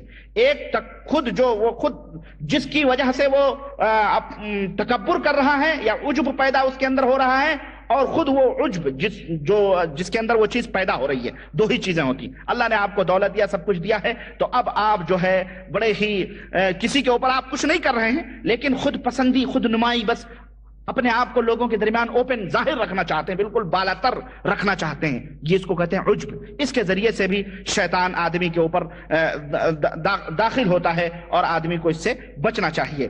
اور 11ویں چیز ہے مصیبتوں کے اندر جزا اور فضا کرنا، آہوزاری کرنا، گریبان چاک کرنا، چہرے پیٹنا، صبر نہ کرنا. اللہ وحدہ لا شریک کے نے جو صبر کے اوپر ثواب رکھے ہیں اس کو نہیں یاد کرنا بلکہ گلے پھاڑنا اور چلانا اور چیخنا. ذرا سا درد ہے، تکلیف ہے تو اس کو جناب علی چلا رہا ہے اور دنیا زمین کو آسمان کو سر پہ اٹھایا ہوا ہے. تو اس طرح سے اس راستے سے بھی شیطان آدمی کے اوپر داخل ہوتا ہے، آدمی کو چاہیے کہ اگر کوئی مصیبت آئی ہے تو اس کے اوپر صبر کرے اور اس کے اوپر اللہ وحدہ لا شریک کی طرف رجوع کرے۔ 12ویں چیز ہے نفس پرستی، ہوائے نفس کی اتباع کرنا، اپنے خواہشات کی اتباع کرنا، دل کے اندر جو آ رہا ہے وہ کرنا، اور یہ چیز جو ہے اس راستے سے بھی شیطان آدمی کے اوپر غلبہ حاصل کرتا ہے۔ آدمی کو نفس پرستی سے بچنا چاہیے۔ اسی طرح سے بدگمانی، یعنی اپنے بھائی سے بدگمان ہونا، سوء ظن رکھنا، یہ بھی شیطان کی راہوں میں سے ایک راہ ہے جس کی وجہ سے شیطان دو بھائیوں کے دلوں میں نفرت پیدا کرتا ہے، بدگمانی ڈالتا ہے، اور اس طرح سے شیطان اس کے اوپر غالب آتا ہے۔ اللہ تبارک و تعالیٰ نے اس چنانچہ بھائی بھائی میں جھگڑے کر دیتا ہے، دوست احباب میں تعلق کو منقطع کر دیتی ہے یہ چیز، سوء ظن، برائی، اور اس راہ سے بھی شیطان آدمی کو شکار کرتا ہے۔ بڑے بڑے جماعتوں کو، بڑے بڑے فوجوں کے اندر بدگمانی پیدا کر کے انہیں تفرقے میں، سلطنتوں کو، حکومتوں کو، دوستوں کو، پارٹیوں کو، کمپنیوں میں، گھر کے بیوی میاں بیوی میں، بھائی بھائی میں، بہن بھائی میں، باپ ماں میں، خاندان میں، علاقے میں، ہر جگہ بدگمانی کی وجہ سے شیطان یہ چاہتا ہے کہ ان کے تعلقات کو ختم کر دیا جائے اور اس طرح سے ان کے درمیان اختلاف پیدا کر دیا جائے۔ چنانچہ اللہ کے رسول صلی اللہ علیہ وسلم، اللہ تبارک تعالیٰ نے اس سلسلے میں واضح پیغام دیا ہے سورہ حجرات میں، اور فرمایا کہ اجتنبوا کثیرا من الظن، اے لوگو بہت زیادہ گمان کرنے سے بچو، بدگمانی کرنے سے زیادہ بدگمانی نہ کرو۔ ان بعض الظن اسم، اس لیے کہ بعض ظن ایسے ہوتے ہیں جو گناہ ہیں، اسلام کے اندر جائز نہیں ہے۔ ولا تجسسوا، جاسوسی نہ کرو، ولا یغتب بعضکم بعضا، نہ ہی ایک دوسرے کی غیبت اور چغلی کرو۔ غرض کہنے کا مطلب یہ ہے کہ سوء ظن یعنی بدظنی، بدگمانی، یہ ایک ایسی راہ ہے جس راہ سے بھی شیطان آدمی کے اوپر غلبہ حاصل کرتا ہے۔ اگر کسی کو کسی سے بدظنی ہے، بدگمانی ہو گئی ہے کسی بات پر، اس کی سمجھ میں نہیں آیا، تو اس کو اولاً اپنے دل سے اسے دور کرنے کی کوشش کرے، نہیں تو اس سے جا کے پوچھے، بھائی ہم نے آپ کے بارے میں، آپ کے سلسلے میں یہ سنا ہے، یا کہ آپ نے میرے بارے میں یہ باتیں کی ہیں جس کی وجہ سے میں آپ کی طرف سے میرے دل میں غبار آ گیا ہے، میل آ گئی ہے، آپ بتائیں کیا یہ حق ہے یا صحیح ہے؟ اگر صحیح ہے تو کوئی بات نہیں ہے، آپس میں معاملہ حل کر لیں، نہیں تو اس بدگمانی کو دور کرنے کی کوشش کریں۔ اور 14ویں چیز ہے مسلمانوں کی تحقیر کرنا، مسلمان کو ذلیل کرنا لوگوں کے سامنے۔ یہ بھی ایک راہ ہے جس راہ سے کہ شیطان داخل ہوتا ہے۔ آدمی جب کسی کے اوپر آتا ہے، مسلمان کے اوپر، تو اس کی تذلیل کرتا ہے، تحقیر کرتا ہے اپنے بھائی کی، اور اسے لوگوں کے سامنے، ٹھیک ہے اگر وہ کوئی عیب رکھتا ہے، اگر کسی چیز کا اس کے اندر کمی ہے، تو آپ کا یہ فرض ہے کہ آپ اس کو نصیحت کر دیں کسی تنہائی میں کہ میرے بھائی آپ کے اندر یہ کمیاں ہیں، آپ بجائے اس کے آپ مائک لے کر کے ممبر پہ کھڑ کر کے جو ہے اس کی تذلیل کریں اور اس کی تحقیر کریں، یا بھرے چوراہوں پر اس کی تذلیل کریں، چاہے وہ مرد ہو یا عورت ہو، تو یہ حرام ہے اسلام کے اندر کسی کی تحقیر اور کسی کی تذلیل کرنا۔ اللہ وحدہ لا شریک کے نزدیک یہ بہت بڑا گناہ ہے۔ چنانچہ اللہ کے رسول صلی اللہ علیہ وسلم نے فرمایا کہ بحسب امرئ من الشر ان يحقر اخاه المسلم، رواہ مسلم، صحیح مسلم کی روایت میں اللہ کے نبی نے فرمایا آدمی کے برا ہونے کی سب سے بڑی دلیل یہی ہے کہ وہ اپنے بھائی کی تذلیل کرے، اپنے بھائی کی تحقیر کرے، لوگوں کے سامنے اس کو ذلیل کرے۔ اس آدمی کے برا ہونے کے لیے سب سے بڑی دلیل یہی ہے۔ سمجھ میں آئی بات؟ تو یہ حرام ہے اسلام کے اندر، بلکہ آدمی کو چاہیے کہ اس کی عزت نفس کا خیال کرے، اس کی عزت و آبرو کا خیال کرے، اور اگر اس کے بارے میں وہ خیر اور ہمدردی رکھتا ہے تو اسے آڑ میں لے جا کر کے اس کو نصیحت کر دے۔ اور 15ویں چیز ہے گناہوں کو حقیر سمجھنا۔ شیطان آپ کی نظروں میں چھوٹے چھوٹے گناہوں کو کیا کرتا ہے؟ حقیر بناتا ہے۔ ارے یہ چھوٹا گناہ ہے، کوئی بات نہیں، چلے گا، یہ بھی گناہ ہے، یعنی گناہوں کو حقیر آپ کے دلوں میں ڈالتا ہے، یہ چھوٹے چھوٹے گناہ کوئی بات نہیں، کرتے رہو، لیکن یہ بہت بڑی بات ہے، اس سے آدمی کو بچنا چاہیے۔ 16ویں چیز ہے اللہ کی گرفت سے بے خوف ہو جانا، غافل ہو جانا، اور یہ سوچ، اور یعنی اس کا بھی ہوش نہیں رہنا کہ اللہ وحدہ لا شریک کب کس کو پکڑ لے۔ اللہ وحدہ لا شریک کے اس سے بے خوف نہیں ہونا چاہیے۔ چنانچہ اللہ تبارک و تعالیٰ نے فرمایا افامنوا مکر اللہ فلا یامن مکر اللہ الا القوم الخاسرون، کیا یہ لوگ اللہ کی گرفت سے بے خوف ہو چکے ہیں، غافل ہو چکے ہیں؟ ارے اللہ کے پکڑ سے، اللہ کی گرفت سے وہی لوگ بے خوف ہوتے ہیں جو خسارہ اور گھاٹا اٹھانے والے لوگ ہیں۔ اس لیے اللہ کی گرفت سے کبھی بھی بے خوف نہیں ہونا چاہیے، غافل نہیں ہونا چاہیے، بلکہ اللہ وحدہ لا شریک سے ڈرتے رہنا چاہیے کہ کبھی بھی اللہ وحدہ لا شریک کی گرفت آ سکتی ہے، اس لیے اس کی نافرمانی نہ کریں، اللہ تبارک تعالیٰ سے جلد از جلد توبہ کر لیں۔ 16ویں چیز 17ویں اور آخری چیز ہے اللہ کے رحمتوں سے نا امید ہو جانا. انسان شیطان آتا ہے اور آپ نے گناہ کیا، جرم کیا، اور آپ گناہوں پہ گناہ کرتے گئے. شیطان نے کہا دیکھو اب تو تم گناہوں میں اتنے دور نکل چکے ہو کہ اب تمہارے توبہ کرنے کا بھی کوئی سارے راستے بند ہیں. اب تم توبہ بھی کرو گے تو تمہیں کچھ شیطان اس طرح سے تمہارے دلوں میں ڈالتا ہے اور اللہ کی رحمت سے نا امیدی تمہارے دلوں میں پیدا کرتا ہے کہ اللہ کی رحمت سے نا امید ہو جاؤ. تو یہ شیطان کی راہ ہے. اللہ کے نیک بندے جو ہیں وہ کبھی بھی اللہ کی رحمت سے نا امید نہیں ہوتے ہیں، بلکہ اللہ وحدہ لا شریک کی رحمت و کرم سے جو ہے با امید رہتے ہیں. قرآن کریم میں اللہ تعالیٰ نے فرمایا قل یا عبادی الذین اسرفوا علی انفسہم، اے میرے نبی میرے بندوں سے کہہ دو کہ اے میرے بندوں جنہوں نے اپنے نفسوں کے اوپر ظلم کیا ہے، لا تقنطوا من رحمت اللہ، چوری کی، بدکاری کی، گھٹیائی کی اور دیگر بڑے سے بڑی برائیاں کریں، اللہ کی رحمت سے نا امید نہ ہو. اللہ سے توبہ کرو گے اللہ تعالیٰ تمہیں معاف کر دے گا. ان اللہ یغفر الذنوب جميعا، اللہ تمام گناہوں کو معاف کرنے والا ہے. انہ هو الغفور الرحیم، وہی گناہوں کو معاف کرنے والا، رحم کرنے والا ہے. تو شیطان اللہ کی رحمت سے بندے کے دل میں نا امیدی ڈالتا ہے کہ چل اب تو نکل ہی پڑا ہے، ڈاکہ ڈنی اب تو معافی اللہ کیا نہیں ہو سکتی، شراب پیرا بدکاری، یہ چل تجھے معافی وفی نہیں ملے گی چل. تو اس راستے سے بھی شیطان آدمی کے دلوں کے اندر داخل ہوتا ہے. تو میرے عزیز یہ چند راستے تھے شیطان جن راہوں سے آپ کے اوپر غلبہ حاصل کرتا ہے اور تسلط حاصل کرتا ہے. یہ یہاں تک یعنی شیطان کے مختلف راستے میں نے آپ کے جو یعنی احادیث سے، چند احادیث کے ذریعے سے میں نے آپ تک بتائیں. آئیے میں مختصر طور پر میں یہ سوچ رہا ہوں کہ کچھ تدبیریں شیطان سے بچاؤ کی، شیطان سے محفوظ رہنے کی، شیطان کے شر سے بچنے کی کچھ تدبیریں میں آپ کے سامنے رکھوں، جن تدبیروں کے اوپر اگر آپ عمل کریں گے اور اسے بروئے کار لائیں گے تو شیطان سے آپ محفوظ رہیں گے. وہ کیا اعمال ہیں، وہ کیا تدابیر ہیں، وہ کیا احتیاطات ہیں.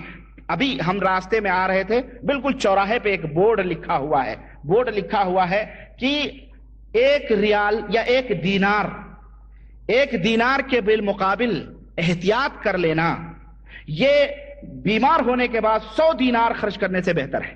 یعنی آدمی احتیاطی تدابیر علاج سے بہتر ہے، علاج کروا کے 100 دینار خرچ، علاج سے بہتر 1 دینار کے مطابق آدمی تدبیر کر لے، احتیاط کر لے.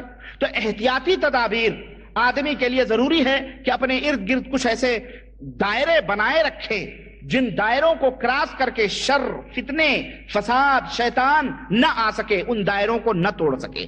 وہ دائرے کیا ہیں، وہ تدابیر کیا ہیں؟ آئیے قرآن میں، احادیث میں اللہ نے اور اس کے رسول صلی اللہ علیہ وسلم نے اپنے ماننے والوں کو بیان فرمائے ہیں. اگر آپ ان کو سن لیں اور اس کے اوپر عمل کرنے لگیں تو انشاءاللہ اللہ کی قسم اور 1000 بار اللہ کی قسم ہے، شیطان آپ کے اوپر راہ نہیں پا سکتا ہے. یہ اللہ وحدہ لا شریک کا وعدہ ہے، یہ اس کے نبی کا وعدہ ہے. تو میرے بھائی جب آدمی ان تدابیر سے غافل ہوتا ہے، شیطان کے شر سے بچنے کے جو اللہ اور اس کے رسول نے حکمتیں بتائی ہیں، تدبیریں بتائی ہیں، جب ان راستوں سے، ان تدبیروں سے غافل ہوتا ہے، شیطان جو اس کے چاروں طرف بالکل بینمو کی طرح گھوم رہا ہے، چل رہا ہے، ہمیشہ اس داؤ میں ہے، پیچ میں ہے کہ کس طرح سے اس کو گمراہ کیا جائے، کس طرح سے اس کو برائی کے اندر ڈالا جائے، وہ ہمیشہ آپ کے اوپر فوری طور پر وہ غلبہ حاصل کر لے. ایک آدمی اگر 50 سال کسی کمپنی میں کام کرتا ہے یا کسی ایک ہی کام کر رہا ہے مسلسل، تو اس کو کتنے تجربے ہو جائیں گے آپ کو پتہ ہے؟ بہت سارے تجربات اس کو ہو جائیں گے. 50 برس اسی کام کے اندر وہ گزارا ہے، بہت بڑا ماہر اور فنکار اور بہت بڑا تجربے کار وہ کہلایا جائے گا. تو شیطان تو روز ازل ہی سے لوگوں کو دھوکہ دینے کا پیشہ کر رہا ہے. اب وہ اس پیشے میں مختلف طریقے، مختلف حربے، مختلف فن، مختلف تجربے وہ جانتا ہے. ہر تجربے وہ اپنا کر کے آپ کو گمراہ کرنے کی کوشش کرتا ہے. لیکن آئیے ہم آپ کو قرآن و حدیث کے حوالے سے کچھ ایسی تدابیر بتلاتے ہیں جن کے اوپر عمل کر کے آپ انشاءاللہ تعالی کامیاب ہو سکتے ہیں. سب سے پہلی تدبیر ہے اخلاص. اگر شیطان سے خلاصی چاہتے ہو، چھٹکارا چاہتے ہو، تو اپنے دلوں کے اندر اخلاص پیدا کرو، للہیت پیدا کرو. اخلاص کیا ہے؟ یہ شیطان یہ وہ پڑیا ہے، یہ وہ نسخہ ہے، یہ وہ تریاق ہے، یہ وہ دوا ہے جس دوا کے کی تاثیر کا اقرار اور اعتراف شیطان نے بھی کیا ہے کہ اگر کسی کے اندر یہ چیز ہوگی تو میں اس کو نہیں کچھ کر سکتا ہوں۔ قرآن کریم اٹھائیے، اللہ وحدہ لا شریک کا وہ قول، اللہ تبارک جو سورہ حجر کے اندر موجود ہے، اللہ تبارک و تعالیٰ نے فرمایا قال ربی بما اغویتنی لازینن لهم فی الارض، اے اللہ تو نے مجھے گمراہ تو کر دیا ہے لیکن مجھے اتنی مہلت دے دے کہ میں دنیا میں تیرے بندوں کو گمراہ کر سکوں، میں دنیا میں ان کے سامنے دنیا کو سجا سوار کے پیش کروں گا، وَلَأُغْوِيَنَّهُمْ، اور میں انہیں گمراہ کروں گا تمام لوگوں کو، الا مگر عبادک منہم المخلصین، مگر میرا جادو، میری تدبیریں، میرے مکر و فریب، میرے دجل، میرے بہانے، میرے ہیلے سے کون محفوظ رہے گا؟ الا عبادک، سوائے ان تمام لوگوں میں سے وہی لوگ محفوظ رہیں گے مخلصین، جن کے دلوں کے اندر اخلاص ہوگا، جن کے دلوں کے اندر اخلاص ہوگا، انہی کے اوپر میرا جادو نہیں چلے گا، بقیہ سب کے اوپر چلے گا۔ تو ایک ایسا نسخہ ہے جس کی تاثیر کا اقرار خود شیطان نے بھی کیا ہے کہ جو مخلص ہوں گے، جن کے دلوں کے اندر اخلاص ہوگا، میں ان کے اوپر غلبہ نہیں حاصل کر سکتا ہوں۔ اخلاص کس کو کہتے ہیں؟ اخلاص کس کو کہتے ہیں؟ ایک تو مخلص کون ہے؟ جس کے دل کے اندر اخلاص ہو وہ مخلص ہے۔ اب آپ کہیں گے پھر یہ اخلاص کیا پوڑیا ہے بھائی، یہ کون سا نسخہ ہے؟ میں آپ کو بتاؤں، هو الذی یعمل ولا يحب ان يحمده الناس، اخلاص ایسا وہ شخص مخلص ہے جو کوئی عمل، مخلص وہ شخص ہے جو کوئی کام کرے، کوئی عمل کرے، چاہے دینی عمل یا دنیاوی عمل، شرعی طور پر کوئی عمل دینی کرے یا دنیاوی کرے تو لوگوں کی تعریفوں کا وہ حریص اور لالچی نہ ہو۔ کوئی بھی عمل کرے تو یہ نہ سوچے کہ لوگ ہماری اس کے اوپر تعریف کریں، لوگ ہماری اس کے اوپر مدح سرائی کریں، اس کے دل کے اندر رغبت بھی نہ ہو، خواہش بھی، بلکہ تو ظاہر ہے سیدھی سی بات یہ آئے گی بھائی پھر تو اللہ للہ فی اللہ ہی وہ کر رہا ہے، یعنی اللہ کو راضی کرنے کے لیے، اللہ کو خوش کرنے کے لیے اپنے بھائی کا عمل کام کیا، اپنے اللہ کے لیے کوئی بھی عمل کیا، نماز، روزے، حج، زکوٰۃ، کسی کی مدد، کسی کا بھی اللہ، یعنی یہ اس کے دل کے اندر نہ ہو کہ لوگ ہماری تعریف کریں، ہرگز نہیں۔ ایسا شخص سمجھو مخلص، جو تعریف آپ سے نہ چاہتا ہو، ایسا شخص کون ہے؟ ایسا شخص مخلص ہے۔ اور حضرت یعقوب ایک بہت بڑے عالم ہیں، وہ کہتے ہیں کہ المخلص من یکتم حسناتہ کما یکتم سیئاتہ، مخلص وہ ہے جو اپنی نیکیاں بھی اسی طرح چھپائے جس طرح وہ اپنی برائیاں چھپاتا ہے۔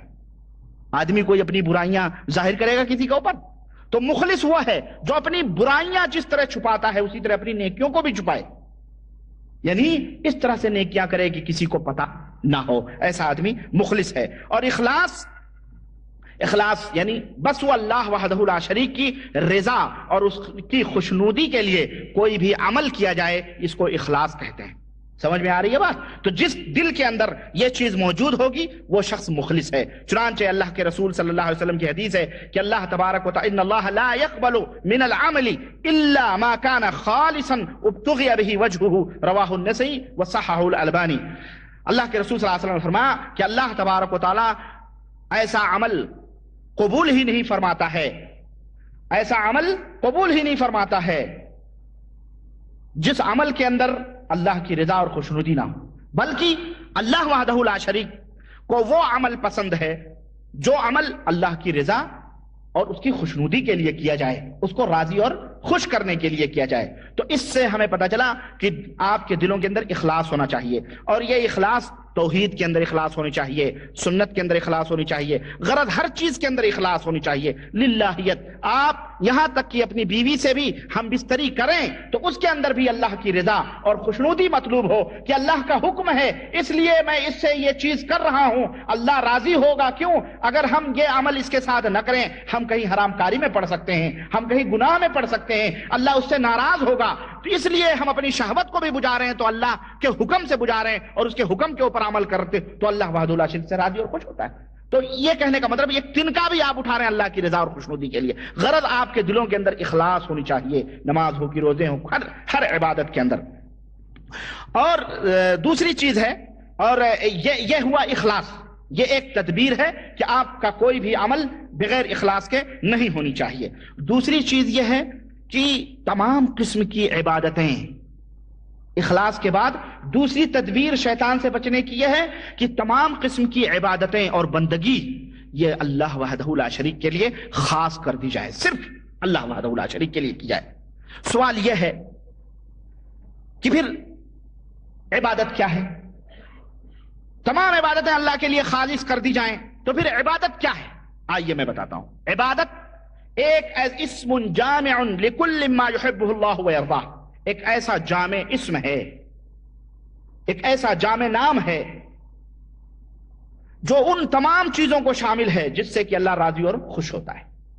وہ چیزیں چاہے قولی ہوں یا عملی ہوں، ظاہری ہوں یا باطنی ہوں، آپ کے قول سے، زبان سے تعلق رکھتی ہوں یا عمل سے تعلق رکھتی ہوں، ظاہر سے تعلق رکھتی ہوں یا دل کے اندر جو باطن ہے اس سے تعلق رکھتی ہوں، ہر وہ عمل جو اللہ کی رضا اور خوشنودی کے لیے کیا جائے وہ کیا ہے؟ عبادت میں شامل ہوتا ہے۔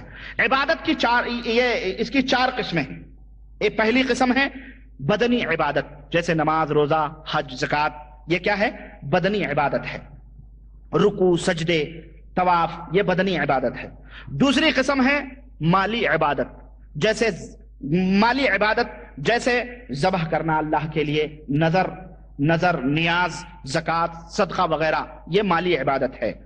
تیسری قسم ہے قلبی عبادت، دل کی عبادت، جیسے خضوع یعنی تذلل اور انکساری، اسی طرح سے محبت، اور اسی طرح سے توکل، بھروسہ، اللہ کی طرف رجوع، اللہ سے مدد طلب کرنا، خوف کرنا، رجا، امیدیں باندھنا، اور اسی طرح سے تعظیم اور اللہ وحدہ لا شریک کا خوف اپنے دل کے اندر رکھنا، یہ تمام سب چیزیں یہ دلی قلبی عبادت سے تعلق رکھتی ہیں۔ اور چوتھی چیز ہے قولی عبادت، جیسے قسم کھانا، اسی طرح سے اللہ وحدہ لا شریک سے مدد طلب کرنا، اللہ وحدہ لا شریک سے کو پکارنا، اس سے دعا کرنا، اللہ وحدہ لا شریک کی پناہ ڈھونڈنا، اسی کو اپنا ماوا، اسی کو اپنا ملجا سمجھنا، تو یہ پوری کی پوری عبادت میں آتی ہے۔ سمجھ میں آئے بات؟ چار قسم کی عبادتیں، جسمانی بدنی عبادت، اور مالی عبادت، اور قلبی عبادت،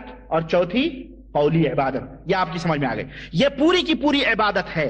یہ ساری عبادتوں کو خالص اللہ تبارک تعالیٰ کے لیے خاص کر دینا، ان میں سے کوئی بھی عمل، کوئی بھی عبادت کسی بھی اللہ کے علاوہ بڑے سے بڑے مقرب فرشتے، نبی، ولی، پیر، شہید کے لیے اگر بجا لایا گیا تو یہ اللہ وحدہ لا شریک کے ساتھ کھلم کھلا شرک ہو جائے گا۔ سمجھ میں آئی بات؟ کھلم کھلا شرک ہو جائے گا۔ چنانچہ جس طرح سے رکوع اور سجدہ صرف اللہ وحدہ لا شریک کے لیے ہے، اسی طرح سے خانہ کعبہ کا طواف بھی اللہ وحدہ لا شریک کے لیے۔ پھر کسی درگاہ، کسی قبر، کسی چبوترا، کسی تازیہ، کسی جھنڈا، کسی پنجا، کسی شدہ، کسی علم، کسی استھان، کسی کا بھی طواف کرنا، یہ کیا ہو جائے گا؟ شرک ہو جائے گا اللہ تعالیٰ کے ساتھ۔ اسی طرح سے ذبح کرنا یہ مالی عبادت میں آتا ہے، اللہ وحدہ لا شریک کے لیے ہے۔ یہ اگر کسی نے یہ فلانے پیر کا بکرا، یہ فلانے حضرت کا مرغا، یہ حٹیلے کا مرغا، یہ فلانے کا مرغا، یہ غیبن شاہ کا، یہ دربن شاہ کا، یہ برہنہ پیر کا، یہ جو اجالے شاہ کا مرغا، اندھیرے شاہ کی مرغی وغیرہ، یہ فلانی، یہ تمام سب چیزیں یہ جو ہے عبادت ہے، اور یہ اللہ وحدہ لا شریک کے لیے خاص ہیں، کیونکہ اللہ کے رسول صلی اللہ علیہ وسلم نے فرمایا کہ لعن اللہ من ذبح لغیر اللہ، رواہ مسلم، صحیح مسلم کی روایت میں اللہ کے نبی نے فرمایا کہ اللہ کی لعنت ہوتی ہے اس آدمی پر جو اللہ کو راضی کرنے کے لیے نہیں بلکہ غیروں کو راضی کرنے کے لیے ذبح کرتا ہے۔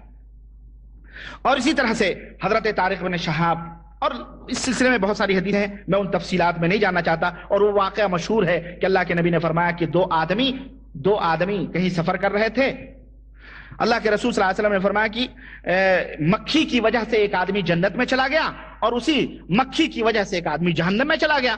تو صحابہ نے پوچھا اللہ کے نبی مکھی کی وجہ سے ایک آدمی جنت میں کیسے گیا اور جہنم میں ایک آدمی کیسے گیا؟ تو آپ نے فرمایا دو آدمی سفر کر رہے تھے، ایک جگہ سے گزرے تو ان لوگوں نے، بستی والوں نے کہا کہ ہمارا یہ استھان ہے، یہ درگاہ ہے، اس کے اوپر کچھ نہ کچھ چڑھا دو۔ انہوں نے کہا کہ ہم نہیں چڑھاتے. بولے اگر نہیں چڑھاؤ گے تو ہم مار ڈالیں گے. چنانچہ ایک نے کہا ہمارے پاس تو کچھ بھی نہیں. کہا کچھ بھی چڑھاؤ.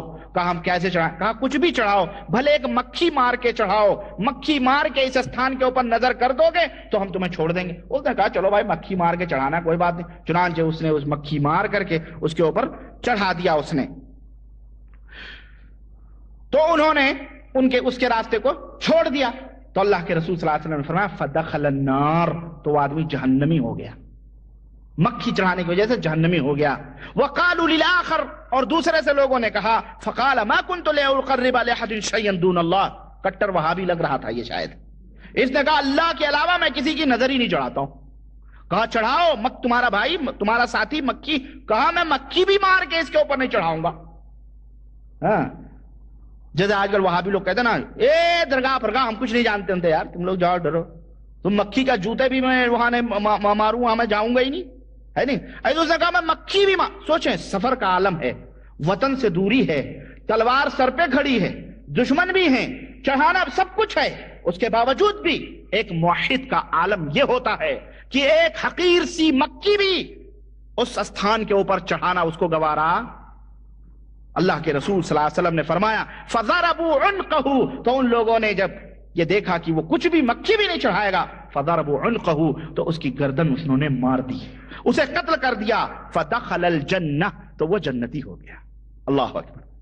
آج تو مکھی رہی, اونٹ لوگ ذبح کر رہے ہیں, اتنے بڑے بڑے جو مکھی کا 1000 گنا لاکھوں کروڑوں گنا ہے.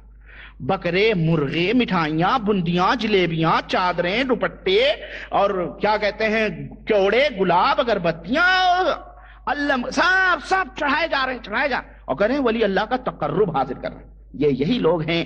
میں کیا مثال دوں, جانے دیں. بہرحال میرے عزیز, جب وہ بندہ مکھی چڑھانے کی, اب کوئی کہے جی وہ تو ان کے استھان تھے, کافروں کے استھان تھے, اس لیے وہ کافر استھان رکھ کے پوجے تو بھی مشرک, تو بھی استھان بنا کے پوجے, اپنے ہاتھوں سے ٹھٹھ بنا کے پوجتا ہے, کھپچیاں بنا کے, رنگ برنگے کاغذ لگا کے, اور امام حسین کا نعرہ لگا کے شہید سمجھ کر کے اس کو تو بھی تو پوجتا ہے. گلگلے, سواریاں اور بھجیے وہاں پر چڑھائے جاتے ہیں 10ویں محرم کو, کیلے, سب کچھ ہم لوگوں نے دیکھا, سب کچھ جانتے ہیں, کیا یہی سب تو ہوتا ہے. چلے, شدے, پنجے, علم, سب کچھ تو پوجے جا رہے ہیں آج کل.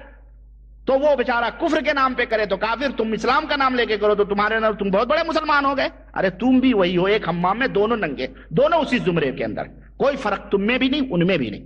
سمجھ رہے ہیں؟ اس لیے یہ پوری کی پوری چیزیں عبادت ہیں, یہ اللہ وحدہ لا شریک کے لیے ہونی چاہیے. اللہ نے فرمایا فصل لربک وانحر, اللہ کے لیے نماز پڑھو, اللہ کے لیے قربانی کرو.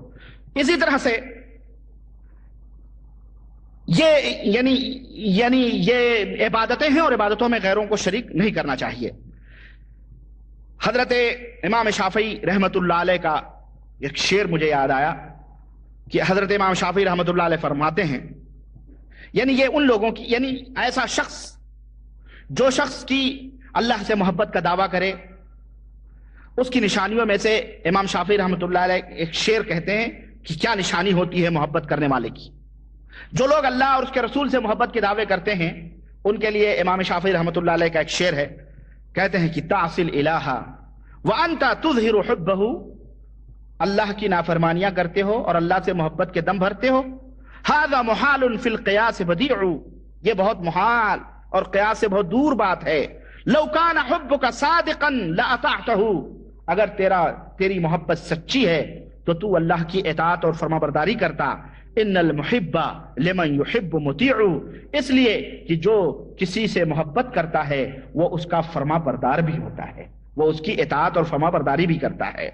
اور اللہ اور اس کے رسول سے سچی محبت کی نشانی یہ ہے کہ تمام عبادتیں اللہ وحدہ لا شریک کے لیے خالص کر دی جائیں.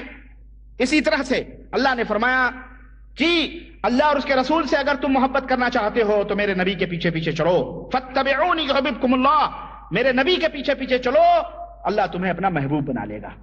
یہ سب سے بڑی سچی محبت کی نشانی ہے. آدمی کو اسی طرح سے اللہ اور اس کے رسول سے محبت کرنی چاہیے سچے دل سے. اسی طرح سے توکل اور بھروسہ ہے، یہ اللہ کی عبادت ہے۔ اللہ کے سوا کسی اور کے اوپر توکل اور بھروسہ نہیں کرنا چاہیے، کیونکہ وہی سب اسباب کا پیدا کرنے والا ہے، وہی تمام کائنات کے اندر تدبیر کرنے والا ہے۔ اسی طرح سے مدد طلب کرنا ہے تو اللہ وحدہ لا شریک سے کرے، ایاک نعبد و ایاک نستعین، ہم اللہ تیری ہی تجھ سے ہی مدد چاہتے ہیں اور تیری ہی عبادت کرتے ہیں۔ اسی طرح سے اللہ کے رسول صلی اللہ علیہ وسلم نے فرمایا اذا استعنت فاستعن باللہ، جب کسی سے مدد طلب کرو تو صرف اللہ سے مدد طلب کرو اور کسی سے مدد نہ طلب کرو۔ اسی طرح سے اللہ اور تعظیم توقیر، یہ اللہ وحدہ لا شریک، یہ نشانی ہے اللہ کے اوامر اور اللہ کے احکام کی تعظیم کرنا، توقیر کرنا، اللہ کے اور اللہ وحدہ لا شریک کا خوف اپنے دل کے اندر پیدا کرنا۔ اور یہ خوف یعنی ڈر اپنے دل کے اندر پیدا کرنا، یہ ڈر دو طرح کا ہوتا ہے، ایک ڈر فطری ڈر ہے، ایک خوف فطری خوف ہے، اور ایک خوف تعظیمی اور عبادت کو شامل ہے۔ فطری خوف اور ڈر کیا ہوتا ہے؟ جیسے آگ سے ڈرنا، شیر سے ڈرنا، دشمن سے ڈرنا، یہ فطری ڈر ہے، فطری ڈر ہے۔ کوئی یہ کہہ سکتا ہے بھائی ارے خوف کرنا اللہ کے سوا کسی سے، جب تم کہتے ہو کہ یہ بھی عبادت ہے تو پھر تم اپنے آگ سے کیوں ڈرتے ہو، تم مشرک ہو؟ کہہ سکتا ہے کہ نہیں کہہ سکتا؟ ایسے شبہ ڈالنے والے تو اس سے کہو ظالم یہ فطری ڈر ہے، فطری خوف ہے، یہ ہر آدمی آگ سے ڈرتا ہے۔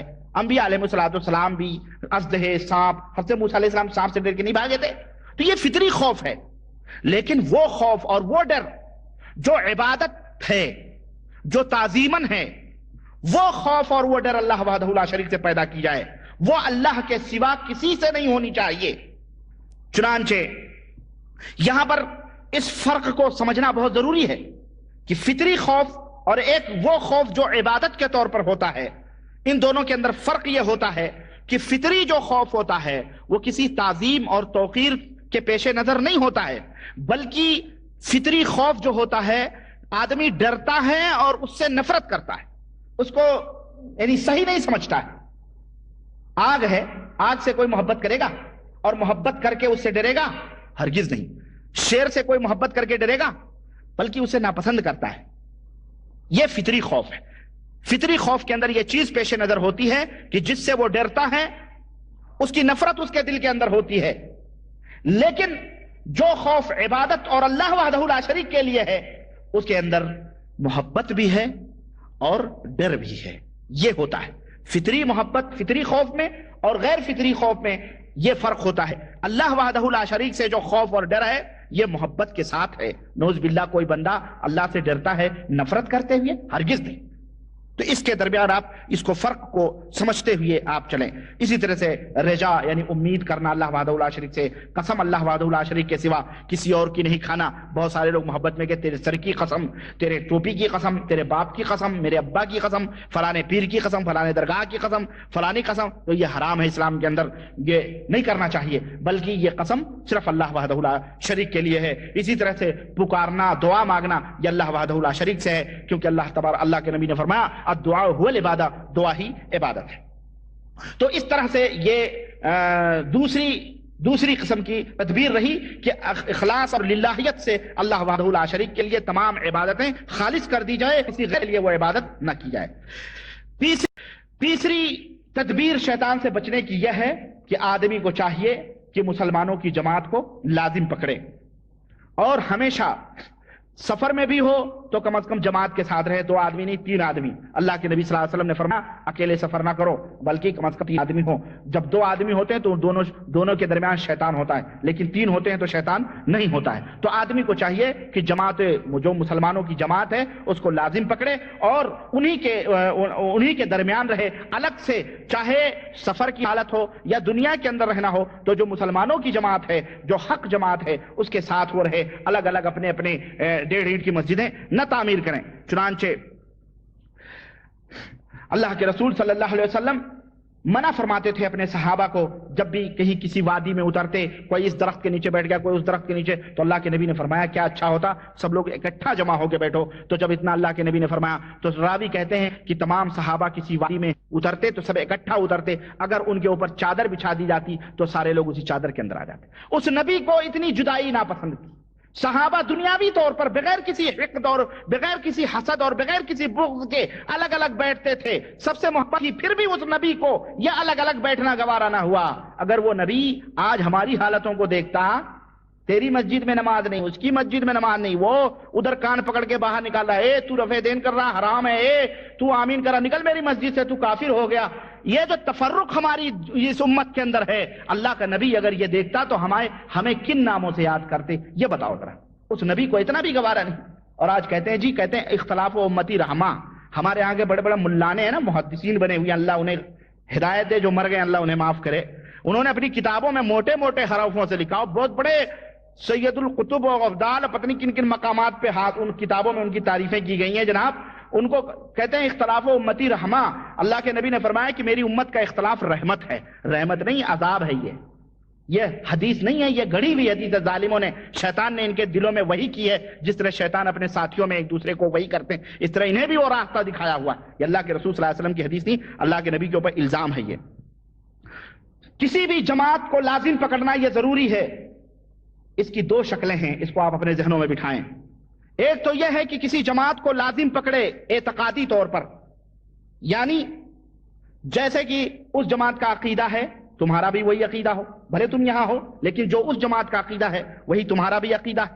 یعنی آدمی مسلمانوں کی جو جماعت ہے ان عقیدوں، مثلا وہ اکیلا ہی ہے لیکن سلف صالحین کا جو عقیدہ اور ایمان ہے، صحابہ کا، تابعین کا، تبع تابعین کا، وہ ان عقیدوں کے اوپر عمل کر رہا ہے، ان عقیدوں کے اوپر ہے جو صحابہ کا عقیدہ تھا، جو عقیدہ نبی صلی اللہ علیہ وسلم نے اپنے ساتھیوں کو بتلایا، سلف کا جو عقیدہ تھا، تابعین کا عقیدہ تھا، ان عقیدوں کے اوپر اگر وہ ہے تو بھلے وہ اکیلا ہے، اس کا شمار جماعت میں ہوگا۔ یہ نقطہ آپ اپنے ذہنوں میں رکھو۔ ہمارے یہاں بہت سارے ہمارے ہندوستان پاکستان میں ملانے کرسیوں پہ بیٹھ بیٹھ کے توڑتے ہیں، کیا کہتے ہیں؟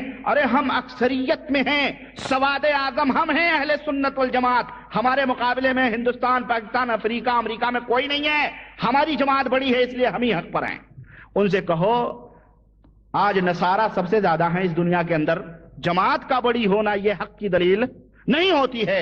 آؤ میں تمہیں بتاتا ہوں، سلف کے عقیدے کے اوپر، صحابہ کے ایمان اور عقیدے کے اوپر اور ان کے اعمال اور اقوال کے عقیدے کے اوپر اگر کوئی انسان ہے اور اکیلا ہے تو اللہ کی قسم وہ اکیلا جماعت ہے۔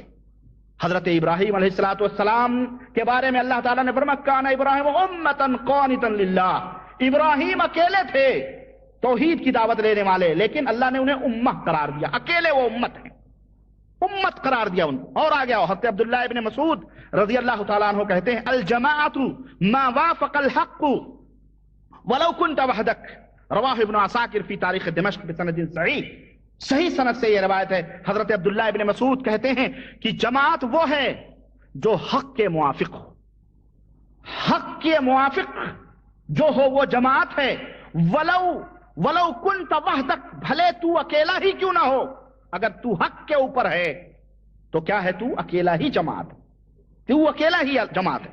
اسی طرح سے ایک تو عقیدتاً کسی جماعت کو، سلف صالحین کی جماعت کو لازم پکڑنا، اور ایک ہے صف کے طور پر، اعداد کے اعتبار سے، یعنی چند لوگ سلف صالحین کے جماعت ہے، سلف صالحین کی، ان کے ساتھ وہ ہے، ان کے ساتھ ہے۔ اس کی کیا شکل ہے؟ وہ یہ ہے کہ آپ کا دل، آپ کا جسم، آپ کا سب کچھ حق والوں کے ساتھ ہے، حق کی جماعت کے ساتھ ہے۔ چنانچہ اہل حق کون لوگ ہیں؟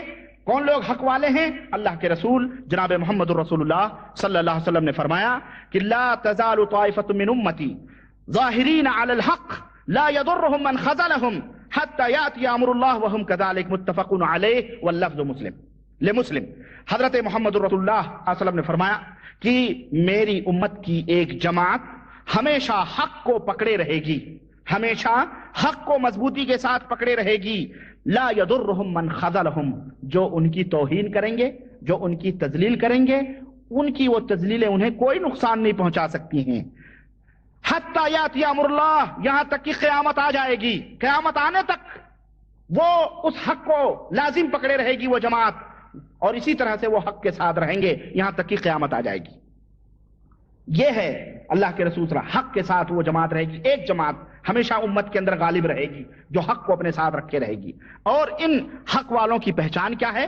اللہ کے اس سلسلے میں پہلی پہچان اور پہلی علامت میرا موضوع نہیں ہے، لیکن بات آئی ہے تو میں آپ کو بتاتا چلوں کہ حق والوں کی پہچان کیا ہے۔ سب سے بڑی پہچان یہ ہے کہ وہ محدثین سے محبت رکھتے ہیں۔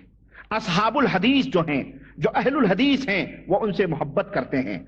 اس لیے علماء نے فرمایا ہے اذا رأيت الرجل يحب اہل الحدیث مثل یحییٰ ابن سعید القطان ومثل عبد الرحمن ابن مہدی وحمد ابن حنبل واسحاق ابن راہویہ فاعلم انہ علی الحق۔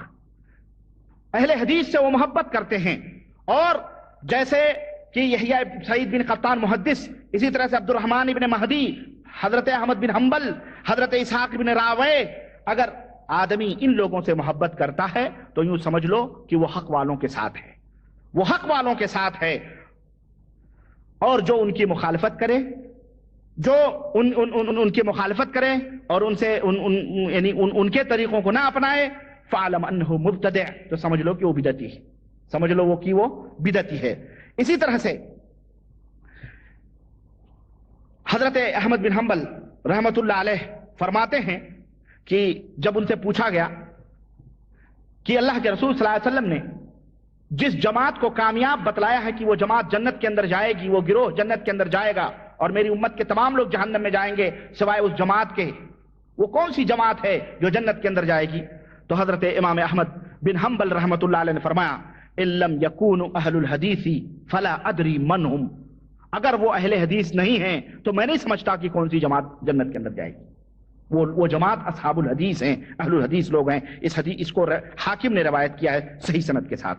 اور اسی طرح سے دوسری نشانی اہل حق کی، دوسری نشانی یہ ہے کہ وہ اللہ اور اس کے رسول کے فرمان پر کسی کے بھی قول کو فوقیت نہیں دیتے ہیں۔ یہ دوسری پہچان ہے، یہ اس کو اپنے گرہ میں باندھ لو۔ اللہ کے رسول کا فرمان آیا، اللہ کا فرمان آیا، سر تسلیم خم ہے جو مزاج یار میں آئے، خلاص پھر اس کے اوپر حیل و حجت نہیں، چونکہ چنانچہ اس لیے فلانی نہ، اللہ اور اس کے رسول کا فرمان آیا، وہ اپنے سر کو جھکا دیا۔ ان کی باتوں کے اوپر کسی حضرت کا، کسی مولوی کا، کسی امام کا، کسی فقیہ کا، کسی علامہ کا، کسی محدث کا، کسی کا بھی قول وہ نہیں لاتا ہے، بلکہ بغیر حیل و حجت کے اللہ اور اس کے رسول کے قول کو عمل کر لیتا ہے، اگر وہ صحیح سند سے ثابت ہیں اللہ کے رسول صلی اللہ علیہ وسلم کے فرمودات۔ تو یہ ہے ایسی جماعت اگر آپ کو اپنی زندگی میں ملے جو قرآن اور حدیث کو لازم پکڑے ہوں اور احادیث کو اپنا سرمایہ افتخار سمجھتے ہوں اور اللہ اور اس کے رسول کی باتوں پر کسی اور کی باتوں کو نہ لاتے ہوں، ان کے اوپر نہ فوقیت دیتے ہوں، تو یوں سمجھ لو یہ اہل حق ہیں، ان کے ساتھ آپ لگ جاؤ اور انشاءاللہ تبارک تعالیٰ جنت کے اندر چلے جائیں گے۔ اللہ تعالیٰ ہم سب کو ایسے ہی لوگوں میں سے بنائے، آمین۔